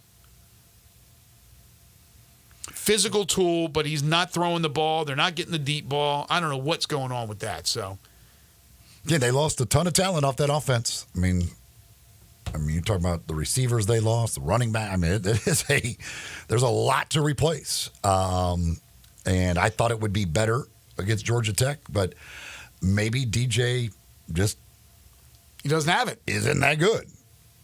I mean, his whole career to this point has pretty much been underwhelming for the most part. He has his games. He's had big games. I'm sure he'll have some of those, but just the consistency has been the biggest issue for him. ESPN also has a ranking of the top transfers for this season. We come back. It's pretty impressive what Ole Miss and Ohio State. if you go by this ranking, pretty impressive stuff that those two, especially Ohio State, what they have put into this season and what the talent they have amassed in the transfer portal is pretty darn ridiculous. Genesis Diamonds, folks, if you're looking for that perfect piece of jewelry for a special someone, go see the folks at Genesis Diamonds. They'll take good care of you, and they'll help you pick out whatever that perfect piece is. Maybe it's a pair of earrings. Maybe it's a necklace. Maybe you're looking for one of those pre-owned Rolex watches. They got a massive, massive selection of the pre-owned Rolex watches that you can find over at Genesis Diamonds. Engagement rings, of course, they've got you taken care of there with not only all the top designers with a great selection, but great prices. They'll take good care of you. You're going to find a ring that's going to be absolutely beautiful, and she's going to be proud to wear for a long, long time. Genesis Diamonds, located 56WHBQ.com. Take us with you everywhere by downloading the Sports 56 app. And at home, just say, Alexa, play Sports 56. Wherever you are, stay tuned in to real sports time. Sports 56 and 98.5 FM. Are you looking to save on gas? Well, we got it covered at Gossett Kia on the Pike with 41 MPG Highway and your new 2024 Kia Forte LXS. $199 a month, $37.99 to its side. Or how about a 2024 Kia EV9 Lite with 0% APR available for 48 months? Or get 304 EPA estimated range for $389 a month, $49.99 to its signing. All 24-month lease. Plus, you always get peace of mind with Kia's 10-year, 100,000-mile powertrain limited warranty. Call Bobby J. He's ready to put you in your new Kia today. That's Gossett Kia 1900 Covington Pike or online 24/7, 365 at KiaCovingtonPike.com. If you want it, we got it at Gossett Motor Cars. Acquisition fee $20,000 per year, 20 cents excess mileage. Forte RE794066 MSRP 21820 EV9 R6. Or visit Classic Arms at 1740 Germantown Parkway behind Quicky's Barbecue in Cordova. You've heard of James Gaddis Jewelers, but have you heard what they've done lately? Everything. A tremendous selection of diamonds and jewels, gold, silver, and much more. Lots of watches, tons of custom-made jewelry, fine gemstones, bracelets, necklaces, so many choices. Romantics will love the one-of-a-kind estate and vintage jewelry. James Gaddis has experts to help you with wedding and engagement rings, plus 2 repair experts for fine watches and jewelry. Layaway and financing available. James Gaddis Jewelers at 4900 Poplar. Progressive knows finding your new home was a dream come true. You wanted it close to town with a picture window overlooking a yard. And you found it. Now when you sit down to dinner, you've got front row seats too. Your neighbor's daily pickleball game. Progressive can't save you from your noisy neighbors, but we can save you money when you bundle your home and auto with us. Get a quote at Progressive.com. Progressive Casualty Insurance Company, affiliates, and other insurers not available in all states. Memphis, it's official. Crab King Seafood is where it's at. For the most flavored seafood and the biggest plates, run to a Crab King's near you. Visit the Bartlett Cordova location at 7140 Stage Road. The price, the portions, the service is why Crab Kings is number one. So don't be disappointed in seafood. Make the right choice the first time and every time. Make it Crab Kings. Crab Kings have only locally grown catfish. Come and devour tasty snow crabs, king crab, shrimp, salmon, catfish, calamari, and so much more. Enjoy Memphis's best tasting pasta with your choice of toppings. Visit the Bartlett Cordova location at 7140 Stage Road. Crab Kings is open Wednesday through Sunday. Enjoy 50% off lunch portions. Everyone and their mother has predictions for the college football playoff. This is one from Andy Staples and On3. That's his site. Guess he waited till games were played in week 0 to make his prediction. But of course, he puts Georgia Tech in there. After beating Florida State, he has Georgia Tech to win the ACC and be the 4th seed, taking on whoever, I guess they would play. Who would 4 play? 4 would play the group of 5. No, I forget who they play. Who would they play? 4 will play the winner of the 5 total game. I was right. Okay. So he has Georgia Tech, 4 seed. Kansas State, 3 seed, Big 12 champs. Georgia, 2 seed, the SEC champs. Ohio State, number 1, the Big 10 champions. Also in the playoff, he has Oregon, Tennessee, Texas, Notre Dame, Ole Miss, Michigan, Alabama. As group of 5 is Boise State. He also says other contenders for the G5 spot, Appalachian State and USF. Interesting. No Memphis. The Bulls, the one that really concerns me the most for Memphis. So I mentioned ESPN out the ranking of their top transfers for this season. The top 2 guys, number 1, Caleb Downs, of course, transferring from Alabama to Ohio State. Number 2, Quinshon Judkins from Ole Miss to Ohio State. So they rank 2 Ohio State guys as the top 2 transfers in the nation. Tough to argue. They also have Jeremiah Smith. Actually, this is newcomers, not just transfers and freshmen as well. They have Ohio State freshman receiver Jeremiah Smith at number 10 and Ohio State quarterback Will Howard at number 11. So among the new faces, newcomers to their team, they give Ohio State 4 of the top 11 in the country. Not surprising, but the most important will be, Judkins is going to be extremely important, but they have Henderson. They have a couple of other guys. Will Howard. Are you sold on Will Howard? I think he can be good. I mean, in that offense with those weapons, I think he has a chance to be really good. See, I'm being talked into Will Howard. I didn't think so at first, and now I'm thinking more highly of him, that he can lead that offense. There's a lot of pressure on Ryan Day this year, not only to beat the rivals, to beat Michigan, but they're going in as one of the favorites to win it all. And I'm not going to say not winning it, winning the championship would be a big disappointment, but certainly getting to at least the semifinals is going to be extremely important for Ryan Day. For you Ole Miss fans, they have Walter Nolan as their number 7 newcomer. And then they have Antoine Wells at number 19 and Trey Amos at number 20. So they have Ole Miss with 3 of the top 20 newcomers in all of college football. Did they ever get the junior college receiver qualified to play? The Utah State receiver I don't know if that came late. I don't know if that's right? resolved yet or not. Yeah. I'm not sure if they've gotten a final clearance on that or exactly where they stand. I know one of the questions is, we were talking with Connor O'Gara about LSU, right? Some semblance of defense. I would expect LSU will be better defensively. They have produced a lot of NFL defensive players. They just were horrible last year. Ole Miss has not been great defensively. I think they're going to be one of the most improved defenses in the country, led by Pete Golding, their defensive coordinator, and some of those players that they brought in. I think Ole Miss is going to do that. And if Ole Miss does that, that's why I think they're absolutely going to be in the playoff. And they avoid Alabama, by the way, on their schedule. So I think that Ole Miss defense is going to take the step up. I expect LSU to be better as well. That's why this is going to be an incredible crapshoot in the SEC with what I believe is 9 teams that will produce 4 playoff teams.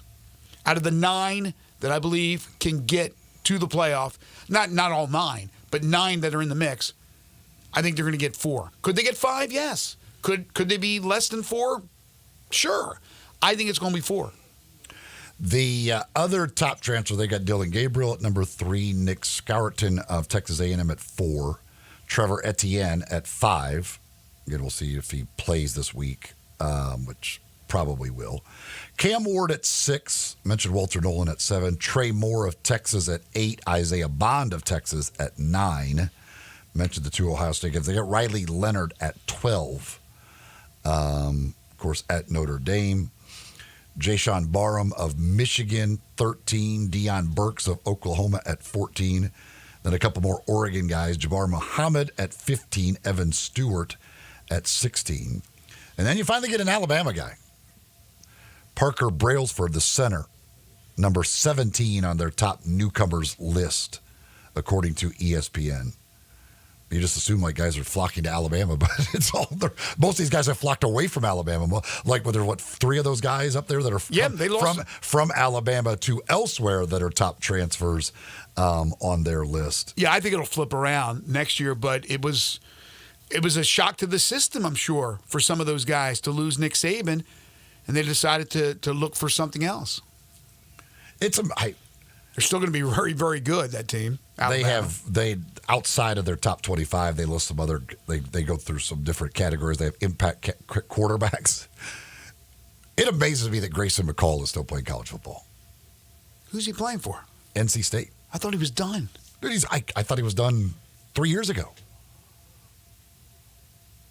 They got KJ Jefferson, DJ Uiagalelei, Taylon Green. Taylon Green at Arkansas. Listen, Arkansas is not going to be very good. I am interested to see what he can be in a Bobby Petrino offense. There's a lot of talent there. He's going to get opportunities. I'm not a fan of his. Just because they're big names doesn't mean that these guys are going to come through. Uiagalelei, 0 for 1. Again, one game does not determine the season. These are guys that have had certainly their moments over their careers, but they've been inconsistent. Now, Gabriel is one. That's why I believe, I haven't made my pick yet for national champion, but Dylan Gabriel in that Oregon offense, I know the Big Ten presents some problems with some of those defenses. He's going to be slinging it. Gabriel's going to be slinging it. He's going to be fun to watch. Oregon is going to be a fun team to watch. Again, loaded with weapons. Once again, Dan Lanning just is doing a great job there. But how does that work in the Big Ten? Man, that's. I think Oregon in the Big Ten, to me, maybe the most kind of curious thing for me as far as the new team in a new conference, because I just like it's. Oh, you question whether or not they'll make a smooth transition? Well, I mean, they're really good. I don't think they're going to go 6-6, but it's like, let's be honest. In the Pac-12, they had what, 1 or 2 on a yearly basis you had really to worry about.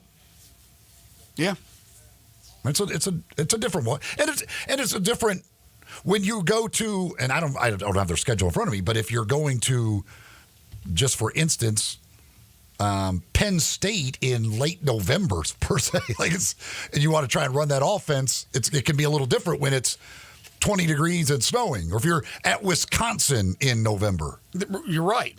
Real quick, Idaho, Boise State, at Oregon State, at UCLA, Michigan State, Ohio State, they get them at home, at Purdue, Illinois, at Michigan, Maryland, at Wisconsin, Washington. It's a pretty favorable schedule.